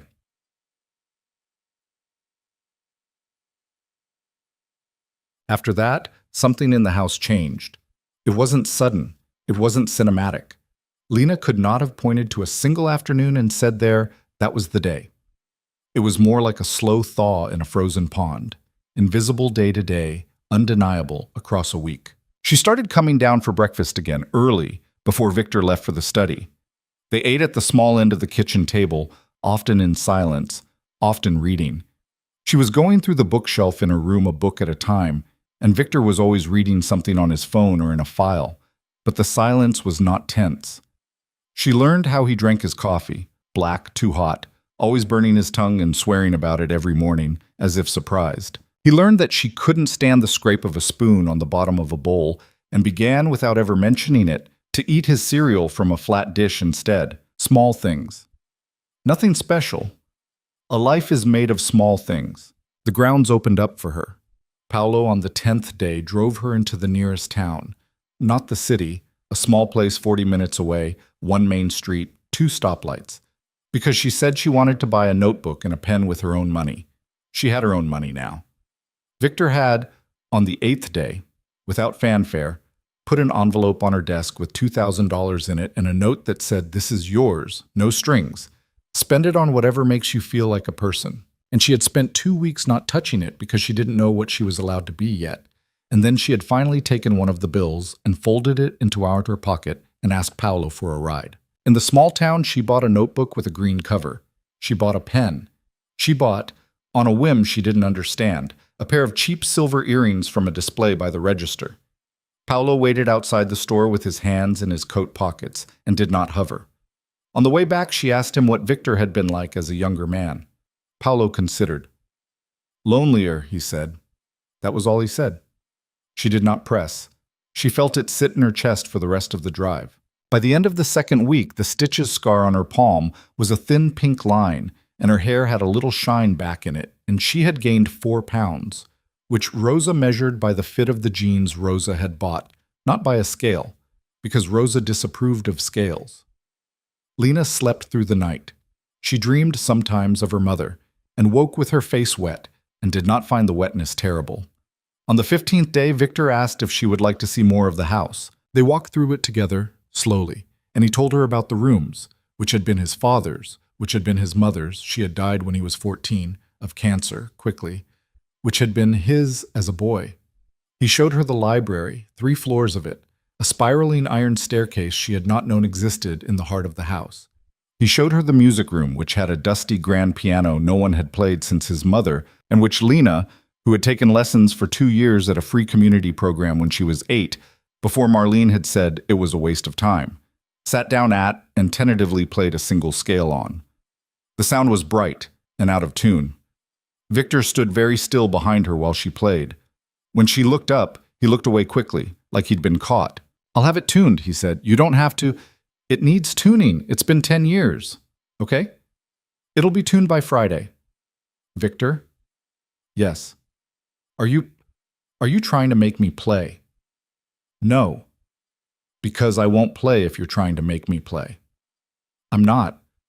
I'm saying a piano that is out of tune is a piano that is not a piano. It should be in tune whether anyone plays it or not. That's the whole argument." She looked at him sideways. He had, she realized, a very dry way of joking that took her a beat longer than most people to catch, because he never changed his face when he did it. It was like discovering a color at the edge of his personality she had not known was there. "Okay," she said. "Tune the piano." Done. That night at dinner, she sat next to him instead of across from him. She didn't announce it. She just sat down in the chair at his right hand, where Paolo usually sat. And Paolo, bless him, took the next one over without a word. Victor went still for a quarter of a second. Then he passed her the breadbasket and said, "You need more of this. Rosa's on to you about the weight." And Lena took 2 pieces of bread, and the evening went on. Under the table at one point her knee brushed his. Neither of them moved. Neither of them reacted. They kept eating. Rosa and Paolo kept talking. The contact lasted maybe 3 seconds, through wool and denim, and then Lena shifted her leg away and Victor did not pursue it with his own, and the moment was done. She thought about it for 2 hours that night before she fell asleep. The second crack came on the 18th day. It was a clear, cold afternoon, no rain for once, and Lena was in the music room cautiously touching the freshly tuned piano, a single chord, then another, rusty, her fingers remembering in pieces, when she heard the front door and raised voices in the hall. This time it was not 4 men. It was Paolo, alone, and a voice she had never heard before. A woman's voice. She froze at the piano, her hands above the keys. "Don't care who you think you are. I want to see him. Now." "He's not receiving visitors today." "He's receiving me." "Miss Russo, step aside." Lena stood up slowly from the piano bench. Russo. The word Victor had said, almost 2 weeks ago, by the fire. A family out of Bellhaven. She moved to the door of the music room and cracked it, just an inch. Down the hallway, she could see the front hall. The tall front doors thrown open, cold air rushing in, and a woman standing just inside, one hand on her hip. She was beautiful, in a hard, sharpened way. Black hair cut to her jaw. A red coat, open, over a black dress. Heels on the polished floor. Paolo stood in front of her, broad and immovable, a wall in a sweater. Behind the woman, 2 men, her men, Lena understood instantly, waited on the front steps, not coming in, clearly having been told not to. Victor's study door opened. "Paolo, let her in." The woman's head snapped toward the sound. Her face did something complicated. Irritation, then a quick smoothing into something almost playful, almost a smile. "Thank you, Victor. Your man here was about to make me do something regrettable." "Sophia." Victor stepped into the hall. He had put on his jacket. He looked, all at once, like the man from the bakery. Coat-wearing, gray-eyed, unreachable. "You didn't call." "I don't call." "I've noticed." "I was in the neighborhood." "You were not in the neighborhood." "I was in the general region." She smiled more fully. May I come in, or are we doing this on the doorstep? Study. Thank you. She walked past Paolo, past Victor, paused for just a second, and put her hand lightly on Victor's chest as she passed him, right over the breastbone, 3 fingers. A touch that was not a lover's touch exactly, but was not a lover's touch either, and disappeared into the study. Victor followed. The door closed. Lena stood very still behind the cracked music room door. She became aware slowly of her own heartbeat. It was doing something unreasonable. She shut the music room door. She crossed the room and sat down on the piano bench and put her hands flat on the wood. And she tried to be a fair person, and she tried to be a rational person, and she tried to remind herself that she had known Victor Moretti for 18 days, and that she had no claim on him, and that a woman in a red coat could touch whoever she liked. It did not work. Her face was hot. She did not know she was capable of this feeling. That was the part that embarrassed her. 2 weeks ago, she had been a bakery clerk who could not afford a coat. And now here she was, sitting in a music room with a newly tuned piano, feeling sick because some stranger's hand had been on a man's chest for a second and a half. She stood up. She sat down. She stood up again. She was still standing up when she heard, faintly through the walls, Victor's voice rise. Not a shout. Victor did not shout, but a hardening, a snap. Then Sophia's voice, lower, taunting. Then Victor's again, a single short word. Then the study door. Then heels in the hall. Lena opened the music room door just in time to see Sophia Russo stop in the middle of the hall, tilt her head, and look directly at her. She had not known Lena was there. Lena was sure of it, but the woman saw her now, and her eyes did a very fast thing. Up, down, up again. A calculation. A filing. "Oh," Sophia said. She smiled. It was a slow, delighted, knife-edge smile. "Hello," she said. "What a lovely surprise. Victor, you didn't tell me." Sophia. Victor's voice behind her was quiet and terrible. Sophia did not turn. She was still looking at Lena. Her eyes were a very pale green, clever and cold. "What's your name, darling?" "Sophia." Out. "I asked her name, Victor. It's very rude." "Paolo." Paolo stepped forward. He did not touch Sophia. He did not need to. He was simply, very pointedly, between her and the rest of the hall. Sophia laughed. It was a bright, false sound. "Oh, Victor. Really? This is how we're doing it?" "This is how we're doing it." "Fine. Fine. I'm going." She took one step toward the door. She stopped. She turned her head one last time toward Lena, and her smile was still on her face, and her voice was still light and musical, and she said very sweetly, "It was lovely to meet you, darling. Truly. I hope we see each other again soon." Then she was gone. The front door shut, her heels on the front steps, car doors, an engine. The hall was silent. Lena stepped out of the music room. Victor was standing in the middle of the hall. His jaw was set. His hands were open at his sides, very deliberately, the way a man holds his hands open when he is choosing not to ball them into fists. "Lena," he said. He did not look at her. "I'm sorry." "Who is that?" "Sophia Russo, Ben Russo's daughter, the family I told you about. She knows me now." "Yes." "Victor." "I know." "She knows I exist." "Yes." "Victor." "I know, Lena." He turned to her then. His face was not angry, not at her anyway, but it was not the face she had been getting used to. It was the bakery face again, the face he wore for the world and not for his kitchen. "Go upstairs," he said. "Please, just for an hour. I have to make some calls. I will come up when I can." "Victor, please, Lena." She went upstairs. She did not go to her room. She went to the window at the end of the hall, the big arched one that looked out over the front drive, and she stood there with her arms wrapped around herself and watched the tail lights of Sophia Russo's car disappear down the gravel, through the gates, around the bend in the road. From below, through the floor, she could hear Victor's voice in the study, low and hard, making call after call. She thought, with a small cold clarity, it has started. She thought she saw my face. She thought, and this was the part that frightened her most, This was the part that told her, more than anything else, that something in her had already shifted in this house, had already made a choice her conscious mind hadn't caught up to yet. She thought, I don't want her to take him away from me.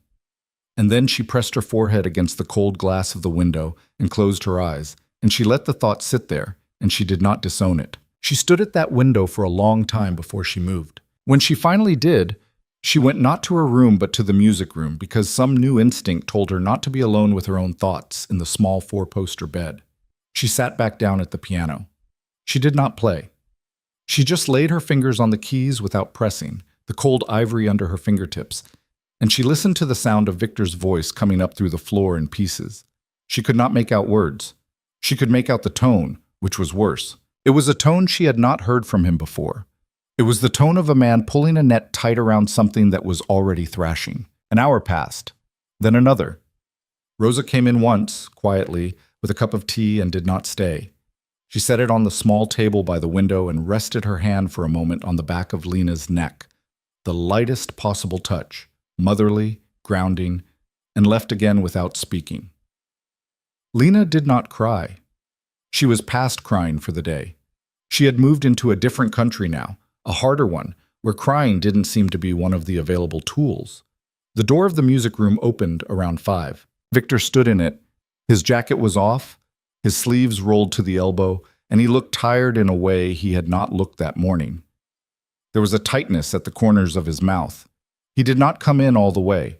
He stood on the threshold, like a man asking a question he hadn't yet put into words. "Come in," she said. He came in. He did not sit. He stood near the piano with his hands loose at his sides. "Tell me," she said, "all of it. Sophia came here on her own, without her father's permission. That's useful. It means he doesn't know yet that you're here." "But she'll tell him." "Yes." "When?" "Tonight, maybe tomorrow. She wouldn't sit on it long. It's too good a piece of information." "Good for what?" "For leverage. Lena, understand, this isn't about me being in love with a girl.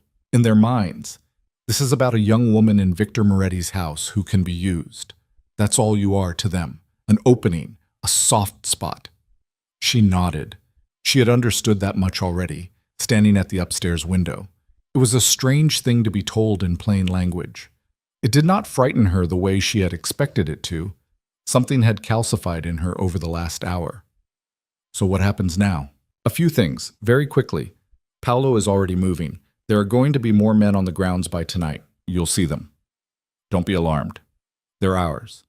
I want you to memorize 2 names, Danny and Marco. If you ever see either of them near you, it's because I sent them. You don't run from them. They're your people now. Anyone else? Lena? Anyone else on this property that you don't recognize? You walk calmly to Rosa or to Paolo or to me. You don't speak to them. You don't answer questions. Is that clear? Yes. Second, I'm going to reach out to Ben Russo before the night is over. His daughter came into my house unannounced. That's a breach of a rule older than either of us. He'll know that. He'll want to smooth it over before it becomes a thing. That gives me a window. I'm going to use it. To do what? To tell him a version of who you are that takes you off the table. A version. A marriage. The word landed in the room like a stone dropped into still water. Lena did not move. The cold keys were still under her fingers. She did not take her hand off them. She looked at him, and the light in the music room was gray and watery through the tall windows, and she understood suddenly that this conversation had been coming since the first morning by the fire, and that she had known it was coming, and that she had been pretending it wasn't. "A marriage," she said carefully. "Yes." "Between you and me?" "Yes." "Because if I'm your girlfriend, I'm a lever, but if I'm your wife, I'm a declaration." "A what?" "A declaration, Lena. In the world I live in, a wife is not a soft spot. A wife is a line you don't cross. An unmarried woman in a man's house is a maybe. A wife is a no. If Ben Russo hears you are my wife, and he hears it from me personally, and it is sworn in front of the right people, he does not touch you. He cannot. It would start a war he cannot afford, and that his own men would not follow him into. That is the difference. That is why I'm asking." "You're not asking." "Lena, you're not asking, Victor. You're telling me what you have to do to solve this. That's not the same as asking. He closed his eyes, briefly. When he opened them, he nodded once. You're right. I'm not asking cleanly. I'm not going to pretend I am. I came in here with a solution already on the table because a man drove his daughter to my door this afternoon, and I have 12 hours to patch the holes she made, and the solution I know works is this one. But you're right, and I'm going to correct it now. He crossed the room. He pulled a second chair over from against the wall, not close, a foot of air between them, and he sat down so that they were at eye level. He leaned forward, his forearms on his knees. His hands were empty. Lena Hart, he said, I am asking you to marry me. Not tomorrow, in front of a priest with flowers. Not in a year with a white dress. Not a romantic proposal the way you deserve to get one someday from someone who had earned the right. I am asking you to sign a piece of paper in an office the day after tomorrow, under my name, in front of witnesses, because it is the only thing I know how to do that keeps you alive through the weekend. And I am telling you, before you answer, 3 things. He held up one finger. 1. It does not have to mean anything else. Not today. Not ever, if you don't want it to. You sign the paper, you continue to live in this house in the room Rosa made you, and nothing else between us changes. I do not touch you. I do not ask. You have your own door, your own life, and when the danger passes, and it will, these things pass. You walk away with a lawyer, and you walk away with everything you are owed, and I do not contest it. A second finger. 2. If you say no, I will not be angry, and you will not be punished, and this house remains yours as long as you want it. I will solve the Russo problem some other way. It will be harder. It will be uglier. But it is not. Lena, it is not your job to protect me from the way I chose to live. I want that clear. If you say no tonight, my tomorrow gets harder. That is my problem, not yours. A third finger. 3. I am not a man who deserves this answer to be yes. I know what I am, and I know what I have done, and I know I have been arranging your life without your permission for 8 years. If you say yes, Lena, you are not saying it because you owe me anything. You are saying it because you have looked at the whole picture and decided that you can live with it. And if you can't, then you say no, and I am still on your side for the rest of my life. That doesn't change either way. He lowered his hand. He waited. She did not answer right away. She took her fingers off the piano keys. She folded her hands in her lap. She thought, with a kind of clarity that surprised her, this is the most important conversation I will ever have. And she thought, I am 18 years old, and I am having it in a music room that smells of lemon polish, and my mother is not here. Why now? She said. Because Sophia saw your face. Yes, I know, but why? Why the marriage and not the hotel in another country? You said you'd put me on a plane. You said you'd set me up somewhere far. Why is that not the answer? Because I don't trust the planes, Lena. Not for this. Not with Russo sniffing. Marriage is a paper I can wave at a whole industry that respects paper. A plane is a body that can be intercepted. I can protect a wife. I can barely protect a ghost. And also, he looked at her. And also what? And also because you don't want me on a plane. Say it. A long pause. And also, he said quietly, because I don't want you on a plane. Okay? Okay? I'm not saying yes. I'm saying okay, I heard you. You said it. Thank you for saying it.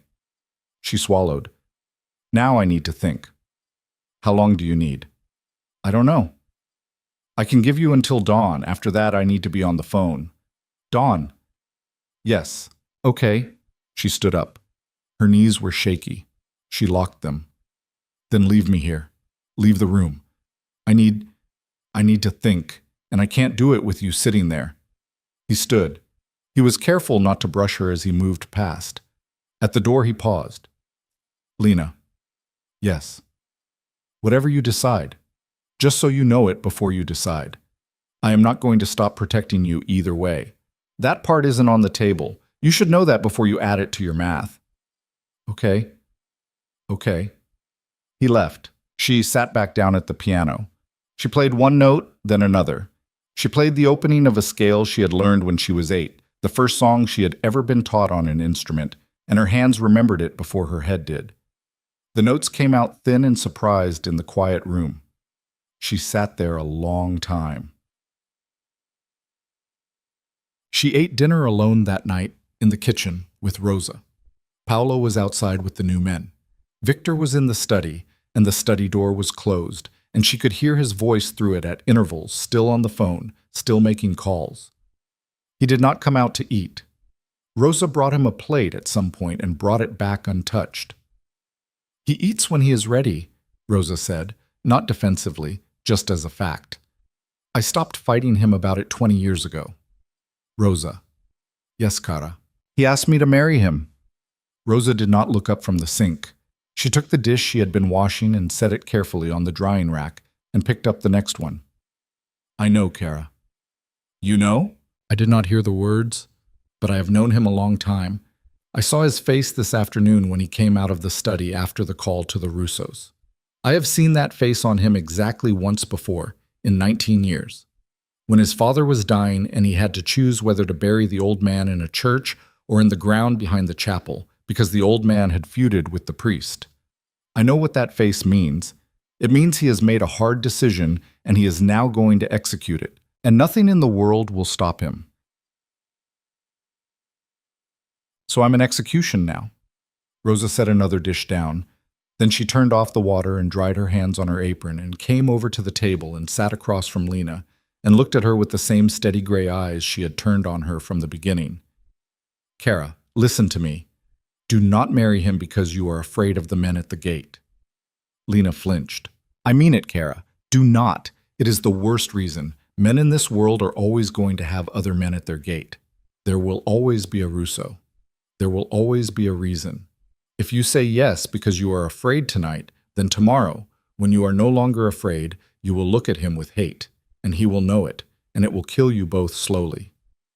Do not do that, Cara. You will destroy him, and you will destroy yourself." "Then why? Why say yes?" "Yes." Rosa leaned back in her chair. She thought for a long moment. She was not a woman who filled silence for the sake of filling it. "Cara, I am not going to tell you a reason to say yes. I am not that wise. But I will tell you this. Ask yourself what you would feel tomorrow if you said no, and he got on a plane himself to handle the Russos personally, and something happened. Not a big thing. Just something. He does not come home for a day, or a week, or never. Ask yourself what you would feel. Sit with the feeling. If the answer is relief, Cara, you go. You go with my blessing. I will pack your suitcase myself. But if the answer is anything else at all, Cara, then you have information, don't you?" Lena stared at her. She did not want to answer that question honestly. She wanted to push it away. She wanted to find a third option, somewhere between relief and its opposite, a neutral country she could live in. There was no neutral country. She sat with the question. She let herself imagine it. The house without him, the kitchen without him, the study door standing open and empty, the piano untuned again. She imagined Rosa at the sink in the morning, not waiting for a plate she would pretend to bring back untouched. She imagined her own room, warm and safe, and the knowledge of who had made it so floating somewhere in the air of it, gone. Her eyes filled. "Okay," she said. "Okay, Cara. I have information." "I know. Don't tell him." "Of course not, Cara. That is not my place." Lena stood. She walked around the table. And she did something she had never in her life done to Rosa. She bent down and kissed the top of Rosa's silver head, lightly, the way Rosa had kissed her on the first night. Rosa reached up and took her hand and squeezed it once and let it go. "Go, Cara," she said. "Go tell him." She did not tell him right away. She went back up to her room first. She took the green notebook she had bought in the small town and she sat on the window seat and she wrote a list. Not a pro and con list, because the pros and cons had been going in her head for hours, and neither column had won anything. A different list. A list of conditions.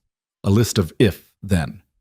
A list of the things she would need to live inside a decision like this one without becoming someone she did not recognize. She wrote, "I keep my name. Legally. Not his. Not hyphenated. Heart. I finish school. Not a GED, a real diploma or its equal. Then college, if I want it. His money pays, not his permission. No one in this house speaks for me to me. Not Paolo, not Rosa, not anyone. If Victor needs to tell me something, Victor tells me. Directly. To my face. even when it is hard, especially when it is hard. The room is mine. The lock on the door is mine. The key is mine. Not his, not Rosa's. Mine. I have my own bank account. My own. Not joint, not monitored. I say what goes in it and I say what comes out. If at any time I want out of the marriage, out of the house, out of the country, he opens the door and does not argue. He puts me on whatever plane I want. He does not send men after me. He does not follow. He does not send flowers. He does not write letters. If I leave clean. That is the promise I need before the other promise. He does not lie to me about anything, ever. Even when it is ugly, especially when it is ugly. I need the whole map. If he is going to hurt a man on a Tuesday, he tells me on Monday. If he's going to break a promise he made me, he tells me before he breaks it, not after. He does not touch me until I touch him first. Not once. Not by accident. If that is never, that is never. If that is never, he stays anyway. She looked at the list. Her hand was cramping. She had written all of it left-handed because her right hand, the one with the healed palm, was on the windowsill, steadying her. She read it through twice. She added one more line. We try, really try, not just paper. We try to be two people who like each other, because I think we could, and because I don't want to sign something that's already dead. She closed the notebook. She stood. She washed her face. She went downstairs. The study door was still closed. She raised her hand to knock, paused, and then knocked. Come in. He was at the desk. He had a glass of water in front of him and a phone face down. His tie, never tied today, was loose around his neck. He looked up. He saw her face and stood immediately. I have a list, she said. Okay, I'm going to read it to you. If you want to change anything on it, we talk about it. If we can't agree on every line, then my answer is no. I'm not going to negotiate the big thing. I'm going to negotiate the small things. The small things are how I stay alive in the big thing. Lena, just listen. He sat. She sat opposite. She opened the notebook. She read. He listened. He did not interrupt. He did not flinch at any of the lines, not even the hardest ones. Not he does not touch me until I touch him first, which she read quickly and without looking up, because that line was the one that was hardest to say out loud. He took a pen from the desk and made a small mark on a blank pad as she read each one, counting, nothing more. When she finished, he was quiet for a moment. Any of those, he said, you want me to push back on? Do you want to? No? Then don't? Then I won't. That was the list, Victor. That was it. If you agree to all of it, then yes. My answer is yes. For the paper. For the hotel room part of it. For the declaration. For now. She closed the notebook. I'm not saying anything about later. About whether we become a real thing. That isn't on this list. I don't know that yet. I won't for a while. I need you to be okay with not knowing. I'm okay with not knowing. You're sure? Lena, I have known you as a stranger across a bakery counter for 16 minutes and as a person sitting across from me for 20 days. I am not in a hurry. I have been in, whatever I am in, for a long time. If it takes a year, if it takes 5, if it takes never, I'm okay with not knowing. Okay? Okay? Okay. My answer is yes. He did not move for a second. Then he nodded, once, with the air of a man accepting something large he had not quite let himself expect. Thank you, he said quietly. Don't thank me yet. I'll thank you now. She did not know what to say to that, so she nodded and stood up and stood there a second longer than she meant to, because it felt, obscurely, like the moment should have more weight than she was giving it. Then she put the notebook under her arm and turned to go. At the door she paused. Victor. Yes. On Friday. At the paper signing, who is going to be there? As few people as possible. My lawyer. A judge I trust. 2 witnesses. Paolo and Rosa. That's it. Good. Is there anyone you want there? She thought. She thought about Mrs. Keller at the bakery. She thought about the one teacher in high school who had once told her she could do more with her life than this. She thought about the ghost of her mother, hovering around every edge of her for 2 weeks now. No, she said. Just Rosa. Rosa for me, too. Done. Okay. She went upstairs. She did not sleep well that night, but she did not sleep badly either. It was somewhere in between. A shallow, churning rest in which she kept surfacing and finding her hand over her own heart, checking, as if she were not sure it was still hers. 2 days later, on a gray, windless Friday morning, Lena Hart signed her name on a piece of paper in a small, oak-paneled office on the third floor of a building she had never been in before, and she became the legal wife of a man she had known for 22 days. She wore a dress Rosa had chosen for her, simple, cream-colored, with long sleeves that covered the pink scar on her palm. She wore her mother's ring on a chain around her neck because it did not fit any of her fingers properly, and because wearing it this close to her throat felt right. Rosa stood behind her and smoothed her collar twice before the door of the judge's chambers opened and whispered in Italian something Lena did not understand and kissed her temple. Victor wore a dark suit, no tie. He stood very straight and very still. The judge, a heavy-set man with white eyebrows, read the words quickly and without ceremony. There was no music, there was no cake. There was at the end, when the judge asked Victor if he took Lena Hart to be his wife, a half-second pause in which Victor looked at her, really looked at her, and his eyes did the small, bright flicker she had first seen across the table in a restaurant the day they met. And then he said yes, in a voice so quiet only she heard it properly. And the moment was done. He did not kiss her. That was not in the list, and he had remembered.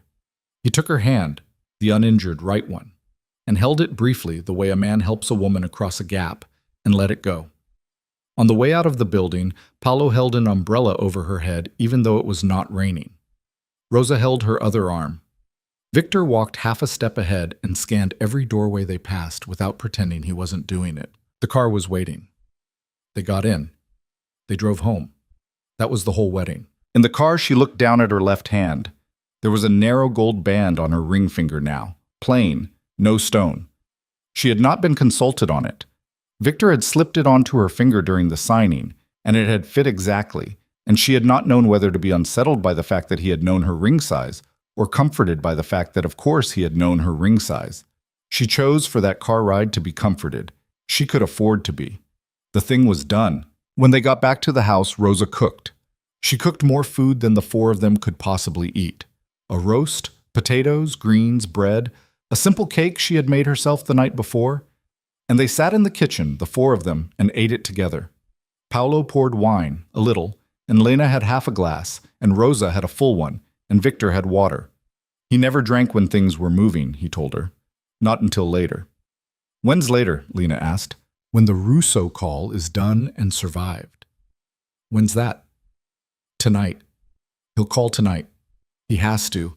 His daughter made him look foolish, and he has to smooth it. I'll take the call here, at this table. Paolo will be on the other line. It'll take about 11 minutes. How do you know 11? I know Ben Russo. And then I pour myself one small drink and I sit in the study until my shoulders come down and I go to sleep. Okay? You don't have to be in the room for the call. I want to be. Lena, Victor, I'm in this now. I'm going to listen. I'll be quiet, but I'm going to listen. A pause. Okay, he said. So she was in the room when the call came, at 9:17 that night. She sat in the leather chair by the fire, with her hands in her lap, and her new ring turned inward so she wouldn't stare at it, and she watched Victor answer his phone on the second ring and say, in a voice of perfect ease she had not heard from him before, Ben, thank you for calling back. She could not hear the other side. She could only hear Victor. Yes, she was. That was generous of her. Well, I'd rather say surprising than generous, but let's not argue about it. Ben, listen to me. I want to clear something up for you before it becomes something. There is a young woman at my house. You have heard this by now. She is not what your daughter thinks she is. She is my wife. We were married this morning in front of a judge. I have the paperwork. I can send it to you by courier tonight. I thought you should hear it from me and not from paper. Yes. I know it's fast. That's the nature of the thing. I'm not going to explain it to you on the phone. I will tell you this. She is not a lever, Ben. She is not an approach. She is Mrs. Moretti, as of 9 this morning. You understand what I'm telling you? Yes. Yes. I thought you'd see it that way. Thank you, Ben. Please give my regards to your wife. And Ben, tell Sophia I said hello. Yes. Good night. He set the phone down. He sat very still. Lena waited. After a long moment, Victor let out a breath that seemed to come from somewhere deeper in him than he usually allowed breath to come from. 11 minutes, Paolo said from the doorway, looking at his watch. 10 and 42 seconds, actually. He's slipping. He's getting old. Aren't we all? Victor looked over at Lena. His eyes, at that moment, were extraordinarily tired. You are officially protected, he said. For tonight, and for as long as we stay, a paper married couple in the public record which is forever, unless you say otherwise. Ben Russo will not touch you. His daughter will not touch you. His men will not touch you. The Russos are, effective right now, a problem for me alone, not a problem for you. That is the thing the ring on your finger just did. Okay. Are you all right? I don't know yet. Ask me tomorrow. Okay. She stood. She walked over to him, and she did something she had not planned. She put her hand, her new left hand with the ring on it, on his shoulder, briefly. The wool of his jacket was rough. His shoulder was very still under her palm. She left her hand there for maybe 3 seconds, and then she took it away, and she said, "Go pour your small drink. I'm going to bed." His jaw worked, just slightly. "Okay," he said. She went upstairs. She lay in the 4-poster bed for a long time that night, with the ring on her finger, turning it slowly with her thumb, and she thought about nothing in particular. That was the strangest part. She had expected to be flooded. She had expected weeping, or panic, or some kind of romantic crisis. Instead, she just lay there, a small, tired animal, and the ring was a ring, and the bed was a bed, and downstairs, her husband, the word was so absurd she almost laughed, was sitting in a leather chair with one small drink in his hand, and the house, for the first time in 3 weeks, was perfectly quiet. She slept. The weeks that followed were the strangest weeks of her life. Nothing, on the surface, changed. She still came down to breakfast in the kitchen.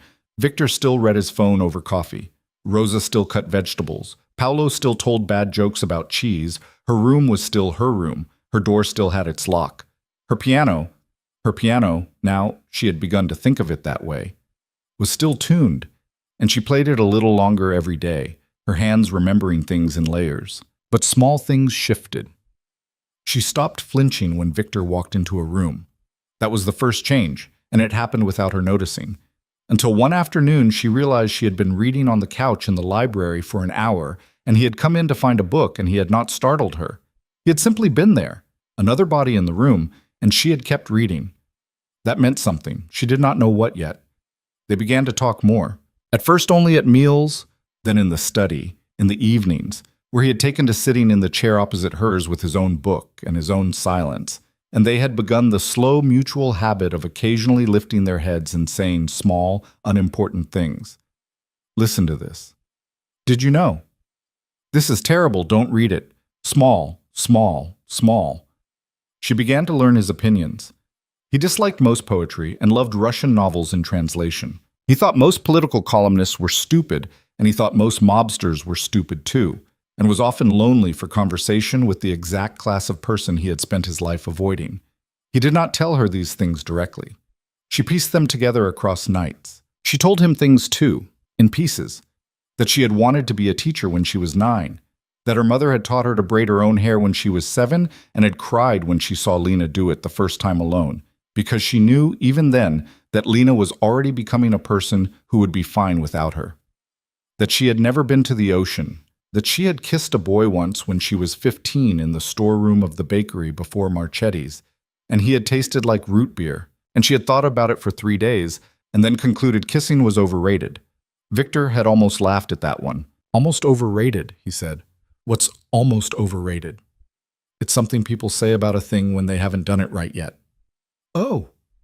She hadn't known what to say to that, and she had looked very carefully at her book for the next 5 minutes, and Victor had looked very carefully at his. The Russos receded from active threat into background weather.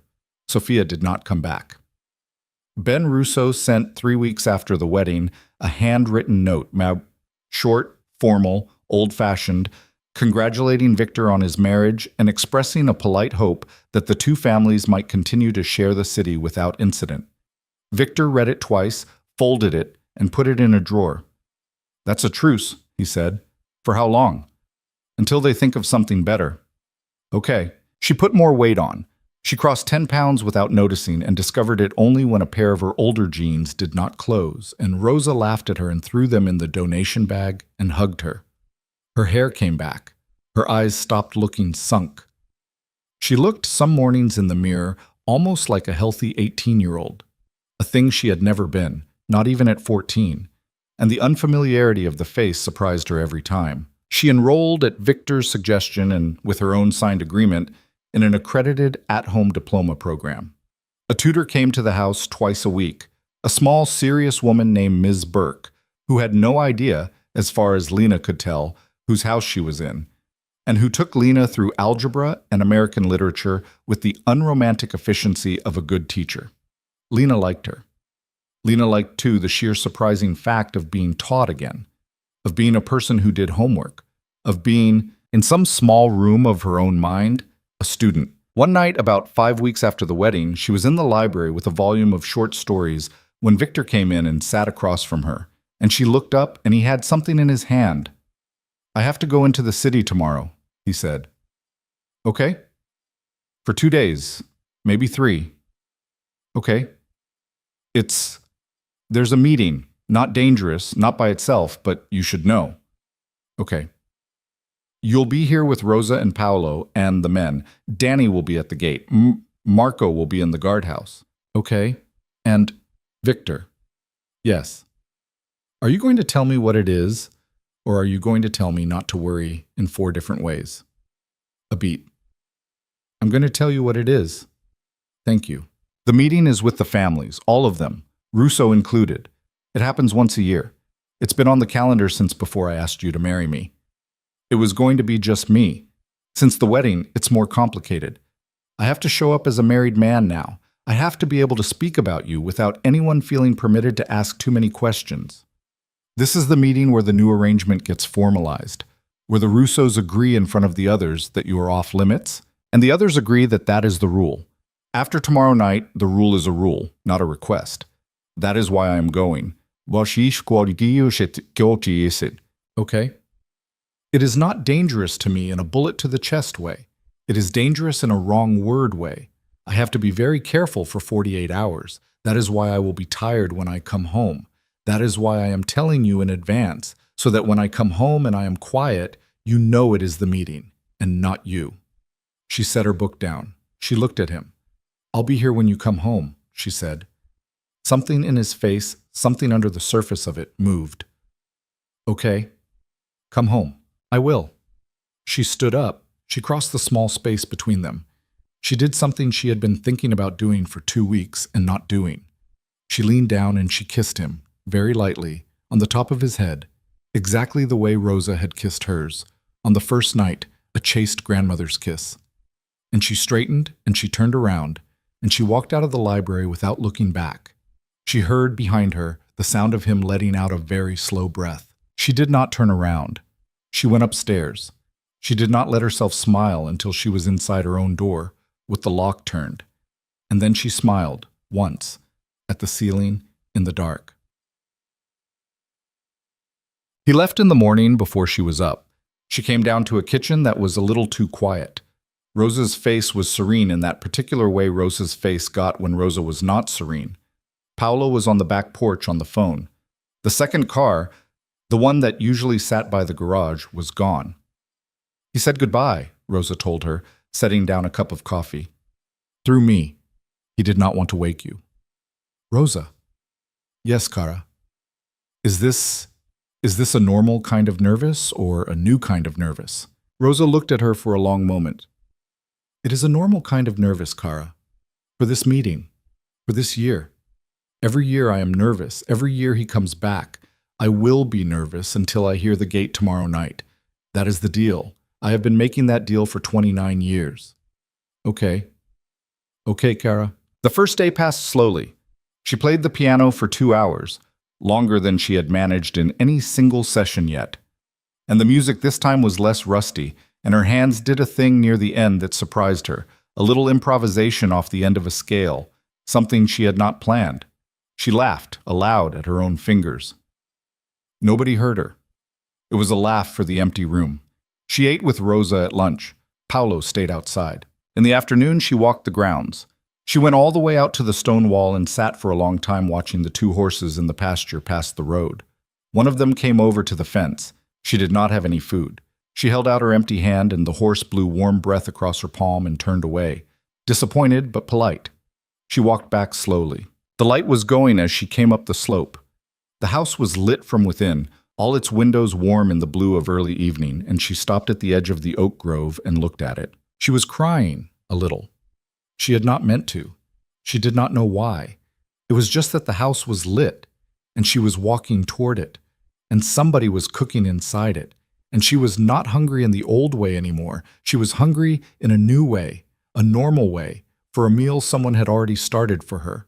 And she realized she was about to walk through a door that would not yell at her, and down a hall that did not smell of cat piss, and into a kitchen where a woman would look up from a pot and say, "Cara," and that this was now, apparently, what her life was. She stood there until she had the tears under control. Then she walked to the house, and she went inside. And she ate dinner with Rosa, and she went to bed early because waiting was exhausting in a way nothing she had done in the field had been exhausting. And she lay in the 4-poster bed and listened to the old house sounds settling around her. She woke at 2:43 in the morning because a car came through the gate. She was at her window before she had decided to be. She saw the headlights come up the drive. She saw the car stop. She saw the driver get out and open the back door. She saw Victor get out. She saw him stand there for a second, one hand on the top of the car, and she saw how tired he was from the way he stood. She was in the hallway before she knew she was moving. Down the stairs, barefoot, robe unbelted, her hair a mess. Through the front hall. She got to the front door just as he was coming through it, and she stopped short in the middle of the foyer because she hadn't thought about what she would do when she got there. She had only known she had to get there. Victor stopped too. His coat was still on. His eyes were hollow from lack of sleep. There was a small cut on his cheekbone. Nothing. The kind of cut you got from a branch or a broken frame. Nothing serious, but enough to stand out on his face. "Lena," he said, "go back to bed." "No." "Lena, it's fine. You're bleeding." "It's nothing. It's nothing. Go back to bed." She did not go back to bed. She crossed the foyer. She put both hands gently on the lapels of his coat, and she did not move them any farther, and she stood very close to him, close enough to smell the cold of the outside on him, and something else, the faint, specific smell of a long car ride and too many cigarettes smoked by other people. And she looked up at him, and she said quietly, "You said you'd come home, so come home." And Victor Moretti closed his eyes. He did not move. He did not put his arms around her. He kept his promise. But he closed his eyes and he let his forehead rest, for just a second, on the crown of her head, the way a tired animal rests its head on a gate that is finally open. And she felt, through the wool of his coat under her palms, the breath go out of him. A single long, uneven exhalation, a thing she would remember for a long time. And then he stepped back, one careful step, and he nodded once. "I'm home," he said. "Okay." "Go to bed, Lena." "Okay." She went. But she did not sleep for a long time because she was lying in the 4-poster bed realizing something that she was not yet ready to say out loud to anyone. Not to Rosa, not to him, not even into her own pillow. She realized she had run down the stairs. Not out. Down. Her body already knew where home was. Her mind was just going to have to catch up. She did not tell him what she had realized, that night or the next morning or the week after. It was too big to say. The words felt too naked, and she did not have a language for them yet. Not in the way she had languages for schoolwork and old songs and the small currencies of a kitchen. So she did what people do when they have understood something before they are ready to understand it. She lived around the understanding, carefully, like a woman stepping around a new piece of furniture in a dark room. Victor slept most of the next day. He did not come down until 2 in the afternoon, and when he did, his hair was damp from the shower, and there was a fresh bandage over the small cut on his cheekbone, and he looked already 5 years younger than he had in the foyer. He did not mention what had happened in the foyer. Neither did she. Rosa made him eggs and did not ask about the meeting, and Paolo reported quietly that the Russos had gone home with their tails between their legs, and that was the whole accounting they got. It was enough. The rule, apparently, was now a rule. A different kind of spring came to the house. Lena could not have said exactly when it started. It was in the small things, and the small things accumulated. There was the morning Rosa caught her humming at the sink, something she had not known she was doing, a tune from the doo-wop station her mother had played in the kitchen a lifetime ago.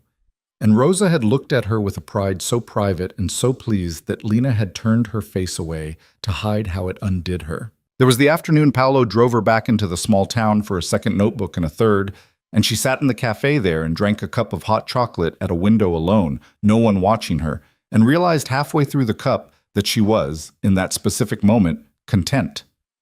That she was a young woman in a warm cafe, with money for the things she wanted and somewhere to go home to. That was all. That was a whole life some people never had. She had it this afternoon. She sipped the hot chocolate slowly, making it last, to memorize the fact of it. There was the first week of March, when the ice broke on the pond past the low stone wall, and she went out to watch it go. The cracking sound across the water was the loudest thing she had heard all winter. A sound like a great, slow house settling, and then a slow opening up. She stood on the bank and watched pieces of ice drift toward the cattails at the south end, and Victor came and stood beside her at one point, in a coat, his hands in his pockets, and he did not speak, and neither did she, and they stood there together for nearly 20 minutes before she slid her gloved hand, without looking at him, into the crook of his arm. She felt him go still. She felt him very slowly tuck his elbow in so that her hand stayed. That was all. They watched the pond. When the cold finally got into her feet, she took her hand back and she said lightly, "Let's go in." And he walked her back up the slope to the house at her pace, not his. That night at dinner, she sat next to him as she had been doing for weeks now, and Paolo, who saw everything, caught her eye across the table for a half second and smiled, very small, into his bread. She had a life now. She had not decided to have one. Nobody had come in with a document and informed her that her life had begun. It had simply assembled itself around her while she wasn't looking. In the piano in the music room, in the tutors Tuesdays and Thursdays, in the jeans that now fit her in the hips, in the ring she had stopped turning inward on her finger because she had stopped being self-conscious about the sight of it, in the habit of saying "we" when she spoke of the house, in the habit of reaching for one more potato at dinner, the way a person with a future reaches for food. She was not in love. That was how she framed it to herself during that long, slow spring. She was not in love with him. She was something else. She was held. That was the word. She was held by a life she had walked into without meaning to, and the holding was not the same as love, and she was not ready yet to inspect too closely whether it was going to become love, because she had decided, somewhere along the way, that she was going to let things happen in their own time and not interrogate them into death. That was what she told herself. That was also, she knew somewhere under her sternum, a very convenient thing to tell herself. The thing that finally forced the question came on a Tuesday in late April, and it came in the ugliest way. She was alone in the house. Or, not alone, exactly. Rosa was in the kitchen, as always. Paolo was in his small office off the back hall, doing whatever it was Paolo did with ledgers and phones. Marco was at the gate, and Danny was somewhere on the grounds. Victor had been gone since the previous morning. Another errand in the city, this one routine, a thing he had told her about in advance the way their arrangement now required, and from which he had been expected home by 6. It was 6:30. Then it was 7. Then it was 7:15, and Rosa was still moving around the kitchen but not cooking, because Rosa had stopped cooking at 6:45 and was now simply wiping counters that did not need wiping, and that was when Lena knew. Rosa. Cara. He's late. He's running a little behind. It happens. Rosa. Rosa set down the cloth. It happens, Cara. I am not going to tell you not to worry. I am going to tell you he has been late before. Rosa, is Paolo worried? A pause. Paolo is paying attention. That isn't an answer. Cara. Paolo came into the kitchen. His face was arranged in a careful neutral that Lena recognized now because she had begun to learn the grammar of this house, and that particular neutral was not a good sign. He glanced at Rosa. He glanced at Lena. He came over and sat down at the kitchen table across from her and folded his hands. Lena. Paolo. I need you to stay calm for me. Okay. Victor is all right. He is on his way home. He is going to be another 90 minutes. He wants you to know that. He did not want you to hear about it from anyone but me, in this kitchen. Hear about what? There was an incident. Paolo. Not a gun, Lena. I want to be very clear about that. Nobody pulled a gun. A car was driven at his car on the parkway. Intentionally. The men with him handled it. His car went off the road into a median. He is fine. He has a headache. He is bruised. He is fine. He called me from the scene. He is on his way now. He asked me to tell you in person, in this kitchen, with Rosa here, because he did not want you to get a phone call and have to be alone with it. Lena sat very still. She could feel her own pulse in her throat. Who? Not Russo. Paolo. We are sure it is not Russo, Lena. The man driving the car was not a professional. He was a freelance, a drunk, a man with a grudge. We do not have the whole picture yet. Someone paid him. We will know who by morning. It was not Russo. If it had been Russo, the car would have been a professional car, and we would be telling you a different story right now. I am telling you the story we are telling you because it is the story that is true. Rosa came and sat down in the chair beside her and put her hand over Lena's on the table. Lena looked down at the two hands. Rosa's, weathered, papery.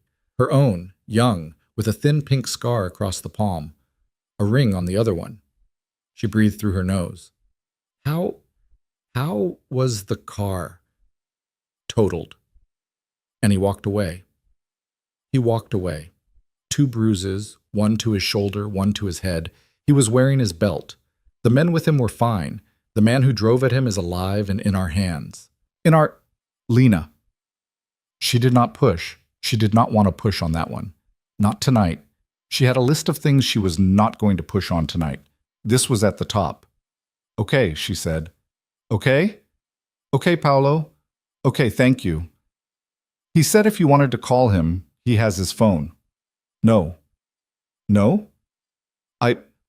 I don't want to talk to him in the car. I want to see his face. I'll wait. Paolo nodded slowly. His eyes were warm. He did a thing he had never done before. He reached across the table and patted her hand once. Just once. The way her mother's father might have done if she'd ever met her mother's father. That's the right answer, Lena. He went back to his office. Rosa did not move. She kept her hand over Lena's, and they sat that way together, the two of them, in the warm kitchen, while the clock on the wall ticked, and Lena stared at the window and watched the reflection of the two of them laid faintly over the dark glass. And she thought about a lot of things, very fast. She thought about the woman her mother had been, on a fire escape with a towel. She thought about her own self in a bakery 4 months ago, bleeding on a counter, not knowing that the whole rest of her life was in the doorway. She thought, with a clarity that had not come yet, if he had not walked away tonight, and her breath caught in her chest, and she closed her eyes, and she finished the sentence anyway, because she had promised herself she would not lie to herself in this house. If he had not walked away tonight, I would not survive it the way a stranger would. It was not grand. It was not cinematic. It was just a cold, small fact, sitting in her chest like a stone dropped in a well. She knew where it had landed. She knew what it meant.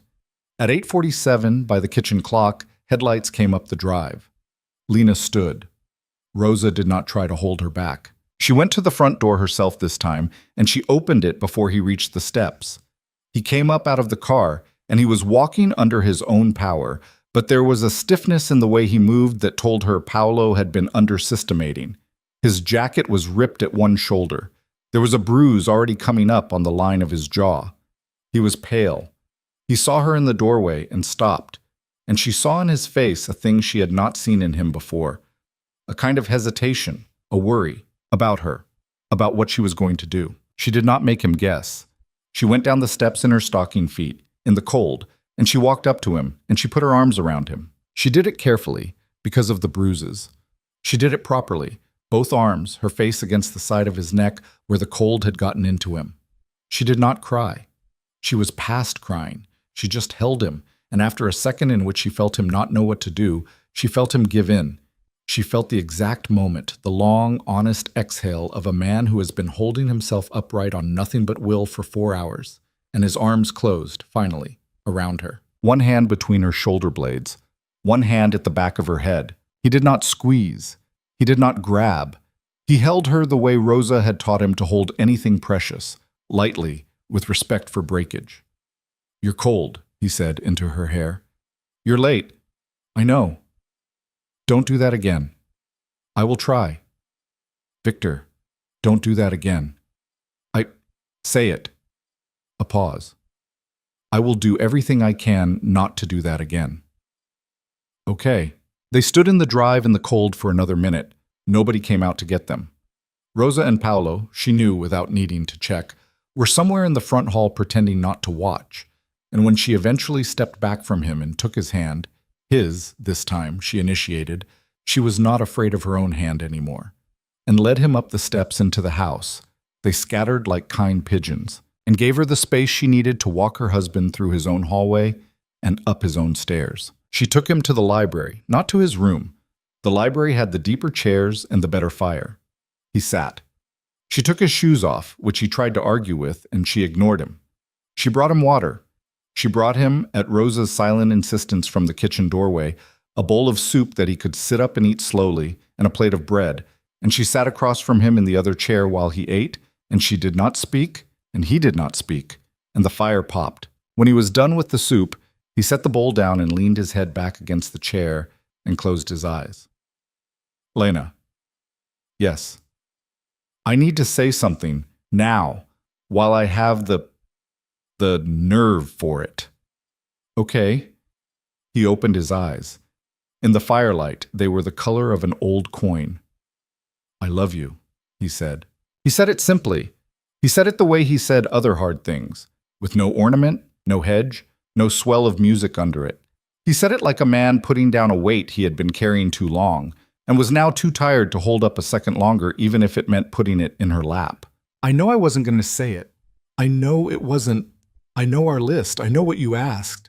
I'm not asking anything back. I got hit by a car tonight, Lena, and the thing I thought about in the median, while the airbag was in my face, was that I had not said it.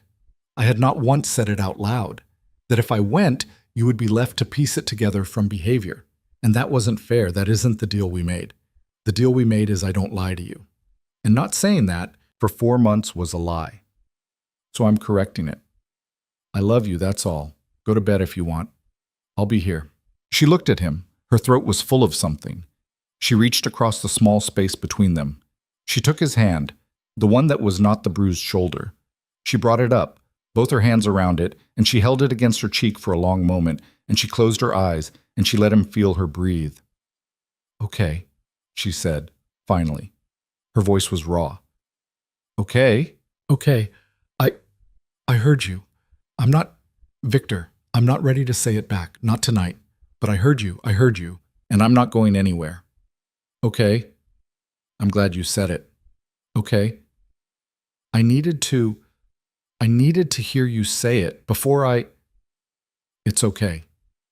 Before I knew what I was doing. In all of this. I needed to hear it out loud. Thank you, Lena." "Yes. Thank you for coming out into the cold." She laughed a little, wetly. "I wasn't going to stay in the kitchen." "No, not after tonight. No." She sat with his hand for a long time in the 2 chairs while the fire burned down. At some point he dozed. She did not wake him. She got up quietly and she put a blanket, the Afghan Rosa had knit, the one with the uneven rows at the end because Rosa had been tired. She put it over his knees and she sat back down in her own chair and she watched him sleep. And she watched his chest move under the Afghan. And she did not, for the first time in her life, feel alone in a room with a man. At some point, she must have dozed too. When she woke, the fire was almost out, and Victor was awake in the chair opposite, watching her. He had not woken her. He had been letting her sleep. She could see in his face that he had been looking at her for a while. "Hi," she said. "Hi. What time is it?" 2. Your shoulder. Hurts. Bed. Yes. She walked him to his room, which she had not been in before. She did not go inside. She stopped in the doorway. I'll be in the morning to check, she said. Okay. Don't lock it. I won't. Okay. She kissed his cheekbone, not the bruised one, just above it. A careful, small kiss, not sexual, not familial, something of its own kind that she was going to have to figure out the name for later. His eyes closed when she did it. She went down the hall to her own door. She slept like a stone. In the morning, she woke to Rosa humming in the kitchen and the smell of coffee and the small, specific feeling of having slept well through a bad thing. She dressed. She went downstairs. Victor was already there, at the kitchen table, a cup of coffee in front of him and a new bandage on his jaw, Rosa fussing at him about his shoulder and being waved off. He looked up when Lena came in. His eyes did the small, bright flicker. She walked over, and before she could lose her nerve, she put her hand on his bruised jaw, very lightly, the backs of her fingers against the edge of the bandage, and said, "You look terrible." "Thank you." "I mean it." "I know you do." She poured her own coffee. She sat down next to him. Under the table, her knee rested against his and stayed there, and she did not move it, and he did not move it, and Rosa, at the stove, let out the smallest sound of a woman trying not to cry into an omelet. The man who had driven at his car, Paolo told them later that morning, had been paid by an internal faction of Victor's own organization, an old lieutenant, a man Victor had passed over years ago for a promotion, who had been nursing the slight with the devotion some men reserve for children. It was, Paolo said, almost a relief. An internal thing was a thing Victor knew how to handle. "I'd rather it was Russo," Victor said. "You say that now. Wait till you have to do the handling. I'd still rather it was Russo." Paolo made a noise that might have been a laugh. Lena looked between them and understood that this was the nearest thing to a joke men in their work got to have, and that she was being led into it. And she drank her coffee and said nothing, because saying nothing was. She was learning, a form of being trusted. The lieutenant was dealt with within the week. Lena did not ask how. She had, in the meantime, understood something about her own tolerance for not knowing, and she had decided she was going to tolerate it carefully and on purpose, as part of the life she had signed for. She did not want to be a woman who pretended not to know.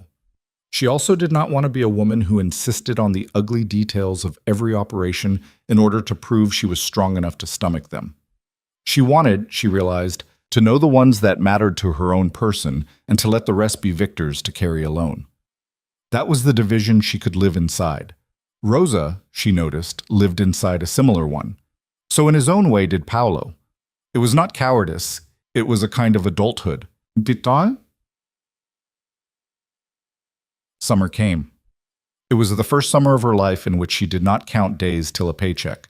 It was the first summer in which she did not lose weight. It was the first summer in which she walked outside in the morning and found the grass warm under her feet and thought, mine. Not his, mine. The difference meant something, though she could not have put it into words for anyone who had not lived what she had lived. She finished her diploma in August. Ms. Burke shook her hand at the kitchen table and said, "You were very easy to teach, Mrs. Moretti, and I suspect you know it." And Lena laughed and said, "I didn't. Actually, nobody ever told me I was easy to teach before." Ms. Burke had looked at her very shrewdly over her glasses and said, "They were wrong, and you are welcome." And Lena had, without meaning to, hugged her. Ms. Burke had stiffened for 1/2 second in the startled way of a woman who had clearly not been hugged in a while. And then she had hugged Lena back. She did not come back after that. Lena missed her. She enrolled in the fall in 2 courses at a small college 40 minutes away, one on American poetry, which she had expected to dislike and ended up loving, and one on child development, which she had chosen because, a year before, she would not have dared to. She drove herself. That was the other thing that happened that fall. Victor, without fuss, taught her to drive. He was a patient teacher in a way that surprised her, calmer behind the wheel than he was in a living room. And the first time she drove alone out of the gate, a Wednesday morning, her textbooks on the passenger seat, her hands on the wheel at 10 and 2, she had pulled over a mile down the road to cry for a minute, not from sadness, but from the sheer dumb miracle of being a young woman alone in a car with somewhere to be. The Russos did not come back. Ben Russo died of a heart attack in November. Sophia inherited the family. Sophia, Victor told her one night, was a different problem than Ben had been, but a smaller one, because Sophia wanted to be taken seriously by men who would never take her seriously, and that was a hunger that would eat her from the inside long before it got to them. "She'll marry someone stupid," Victor said, "and the marriage will do our work for us." That's mean. It's observant. I don't wish it on her. She's wishing it on herself. You don't feel bad for her at all? A little. Not enough to move on it. I feel bad for a lot of people, Lena. I can't move on all of them. That was the other thing my father was right about. Oh, winter came again. They had been married a year. She did not feel married exactly. She felt partnered, which was a different word, and a truer one for what they had. They had spent the year being very careful with each other. He had kept every clause on her list. He had not once touched her. She had not touched first. He had not asked her, even once, what she had felt the night he came home with the bruise, and whether the thing he had said about love had found a matching thing in her. He had simply gone on being in the house. Going on being in the house was his whole campaign. It worked. It worked slowly. That was the thing. There was the night in February she could not sleep because of a storm, and she went down to the library for a book, and Victor was there at 1 a.m. because Victor did not sleep well either, it turned out. And they sat in the 2 leather chairs and talked for 3 hours about nothing, and at the end of the 3 hours she found herself curled up against his good shoulder under the Afghan. Not planned, not discussed, and he had not moved a muscle to rearrange her or to get closer. And she had fallen asleep there for 40 minutes and woken up embarrassed, and he had said mildly, "It's fine, Lena, go back to bed," and she had gone, and nothing had been made of it the next morning. That was how it worked. The not making of it was the whole art. There was the night in April she saw him, accidentally, through the half-open door of the study, praying. Not to any god she knew, he had no god, he had told her so, but murmuring something quietly over the photograph of his mother on the desk, in Italian, on the anniversary of her death. She had closed the door quietly without letting him see her, and she had gone to bed, and in the morning she had said, "I'm sorry," and he had said, "What for?" And she had said, "Your mother," and his face had done a careful, quiet thing, and he had said, "Thank you," and that had been the entire conversation. It had been, she thought afterwards, one of the realest conversations of her life. There was the night in June she did it herself. She had been thinking about doing it for a week. She kept losing her nerve. It was a silly thing, which was maybe why the small things are always hardest. The big ones have momentum behind them.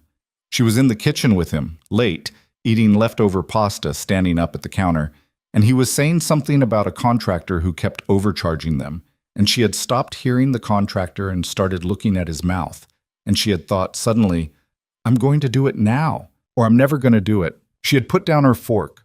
She had stepped in front of him. She had reached up with one hand, her left, the one with the ring, and she had cupped the side of his face, and she had kissed him, not on the cheek, not on the head, on the mouth.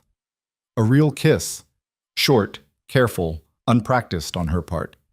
He had gone completely still for a second, a full second, as if he had not been sure until the very last moment that it was really happening, and then he had kissed her back.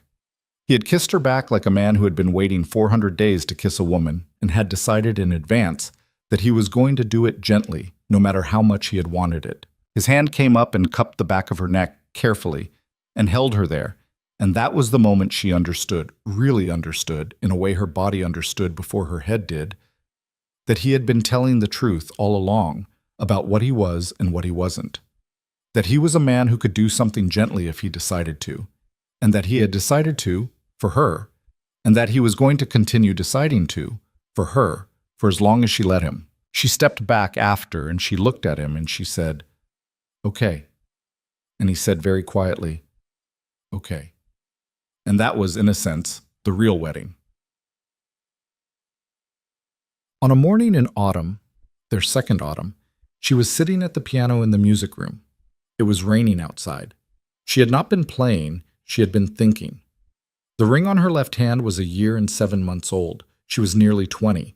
She had come to Victor's house at 18, a girl who could not put on weight, and she had outgrown that girl somewhere along the way without noticing the exact day. Rosa came in. She had an envelope in her hand. Kara, she said, this came for you. For me? Yes. From who? I don't know. A courier brought it. Lena took it. Her name was on the front, in an older handwriting she did not immediately recognize. She opened it. It was a letter, and it was not long, and she read it twice. Then she sat down at the piano bench, and she read it a third time, and her hand came up to her mouth. The letter was from her father. He was alive. That was the first fact.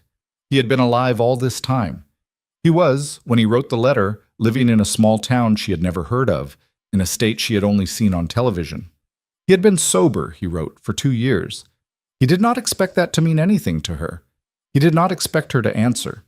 He had heard, he did not say how, that she had married and that she was safe and that she was well. He had wanted, before he was too old to do it, to say once, on paper, that he was sorry for all of it, for the leaving, for the money, for the long years in which she had not had a father. He did not make excuses. He did not explain himself.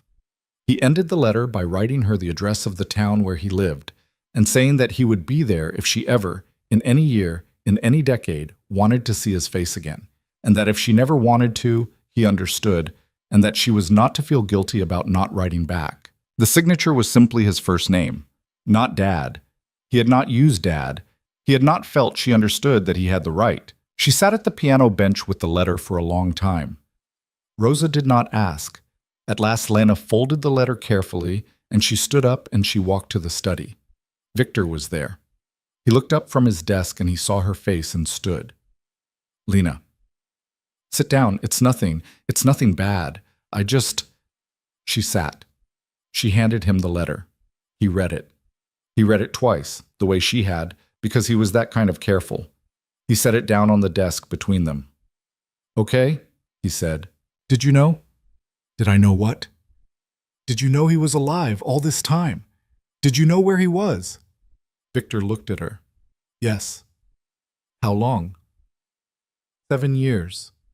Victor. Lena, I did not tell you because, listen to me, this is the honest answer, because I did not know if I was ever going to tell you. I knew where he was. I left him alone. I had told myself that if he ever got clean, really clean, and he ever wanted to write you, I would not stop the letter. And I would not tell him you existed in my house either, until he asked. Nobody told him you were married, Lena. He figured it out himself. He must have asked around. He must have finally asked someone who answered him. 7 years. Yes. You watched him. I kept an eye. Yes. She sat with it. She waited for the anger. It did not come the way it once would have, the way it had come by the fire 1.5 years ago, a hot flare.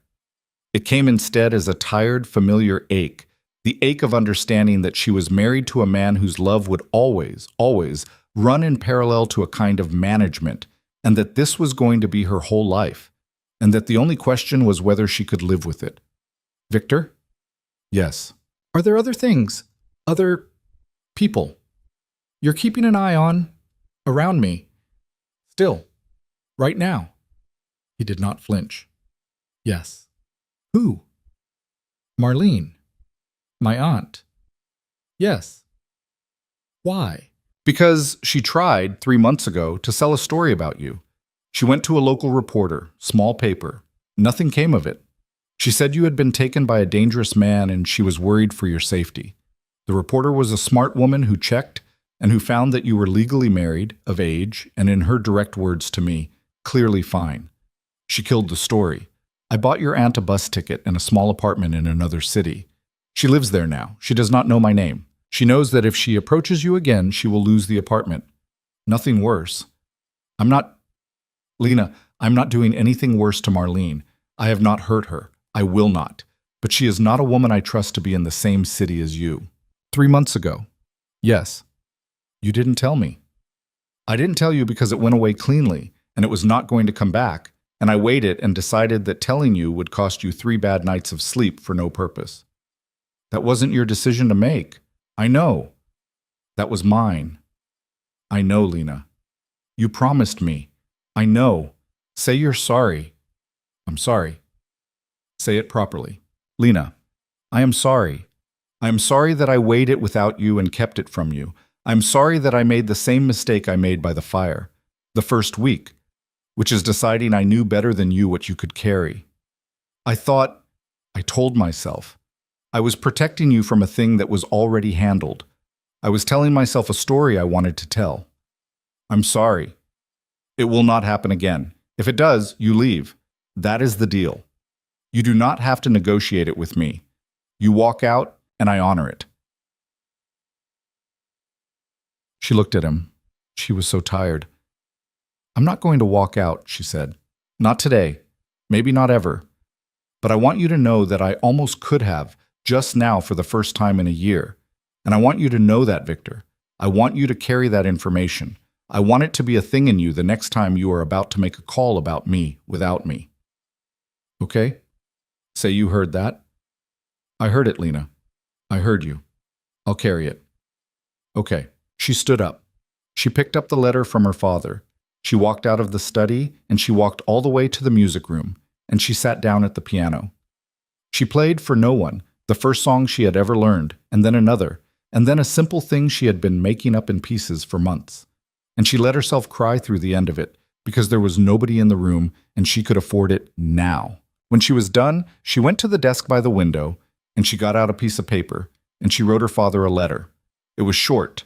She did not promise to come see him. She did not promise anything. She told him she was alive. She told him she was married and safe. She told him, in words that cost her more than she expected, that she was glad he was sober and that she was not ready to see him yet. And maybe she would never be, and maybe she would, and that either way, he did not have to worry about her. She signed it Lena, not your daughter, not love, just Lena. She sealed the envelope. She gave it to Paolo that afternoon and asked him to send it. He did, without comment, without any look passing between him and Victor that she caught. She did not know, that night, whether she would hear from her father again. She decided that not knowing was, like so many other kinds of not knowing in her life now, a thing she could live inside. On the first anniversary of the morning she had walked into this house, she stood at the big arched window at the end of the upstairs hall and watched the sun come up over the oaks. It came up slowly. That was how sunrises worked, but she had not watched enough of them in her life to be bored of the fact. The light turned the bare branches gold at their tips. A deer, a small one, walked through the edge of the grove and paused at the stone wall and looked up at the house and moved on. A thin wisp of smoke started rising from the kitchen chimney. Rosa was up. She heard behind her footsteps in the hall. She did not turn. Victor came and stood beside her at the window. He did not touch her. He had not touched her, in the hall, in a year and 8 months. He had not touched her outside of her own initiation at all, and he had kept that, unbroken, in a way that still sometimes made her want to cry when she thought about it too long. "You're up early," he said. "So are you." "I'm always up early." "I know." They stood. "Victor?" "Yes." "I love you." He went very still beside her. He did not turn. Neither did she. They kept looking at the window, at the light on the oaks, at the small, distant wisp of smoke from the kitchen chimney, because there are moments you cannot look at directly. "Okay," he said quietly. "Okay?" "Okay." She slipped her hand into his. He turned his palm up and took hers, and their fingers fit, the way they had fit once on a wooden table in a study, separated by an inch of air. There was no air now. There was a ring on her hand and a ring on his. His thumb moved once, gently, across the back of her hand. "Come on," she said. "Rosa's up. Let's go have coffee." "Okay." They walked down the hall together, not rushing. She was no longer a girl who rushed. At the top of the stairs she paused. She looked back once, down the long hallway of the house that had become, without her permission and with all her permission, hers. The hallway she had run down a lifetime ago in her bare feet, because her body had known where home was before her mind did. The light was coming in the arched window now, and it lay, gold, across the floor, and she thought, in the oldest and quietest room of herself, I made it. Not because she was rich now, not because she had a ring, not because a dangerous man loved her, because she had, somewhere along the way, decided to stop being a person a life happened to, and had become instead a person who had a life. She went downstairs with her husband. The kitchen was warm. Rosa looked up from the stove and smiled at the two of them, and Paolo, coming in from the back with the first newspaper of the day, raised his eyebrows at Lena over Victor's shoulder in a way that said, "You're a minute late," and she rolled her eyes at him in a way that said, "Mind your business," and Rosa put a plate in front of her without asking. She sat down next to her husband. Under the table, their knees touched. She picked up her fork, and for the first time in her life, Lena Moretti, not Hart, not anymore, not in her own head, whatever the paperwork said, Lena Moretti ate her breakfast in her own house, in her own kitchen, with her own people, and did not look over her shoulder once. Outside, the sun kept coming up over the oaks. Inside, the coffee was good, and it was hot, and it was hers.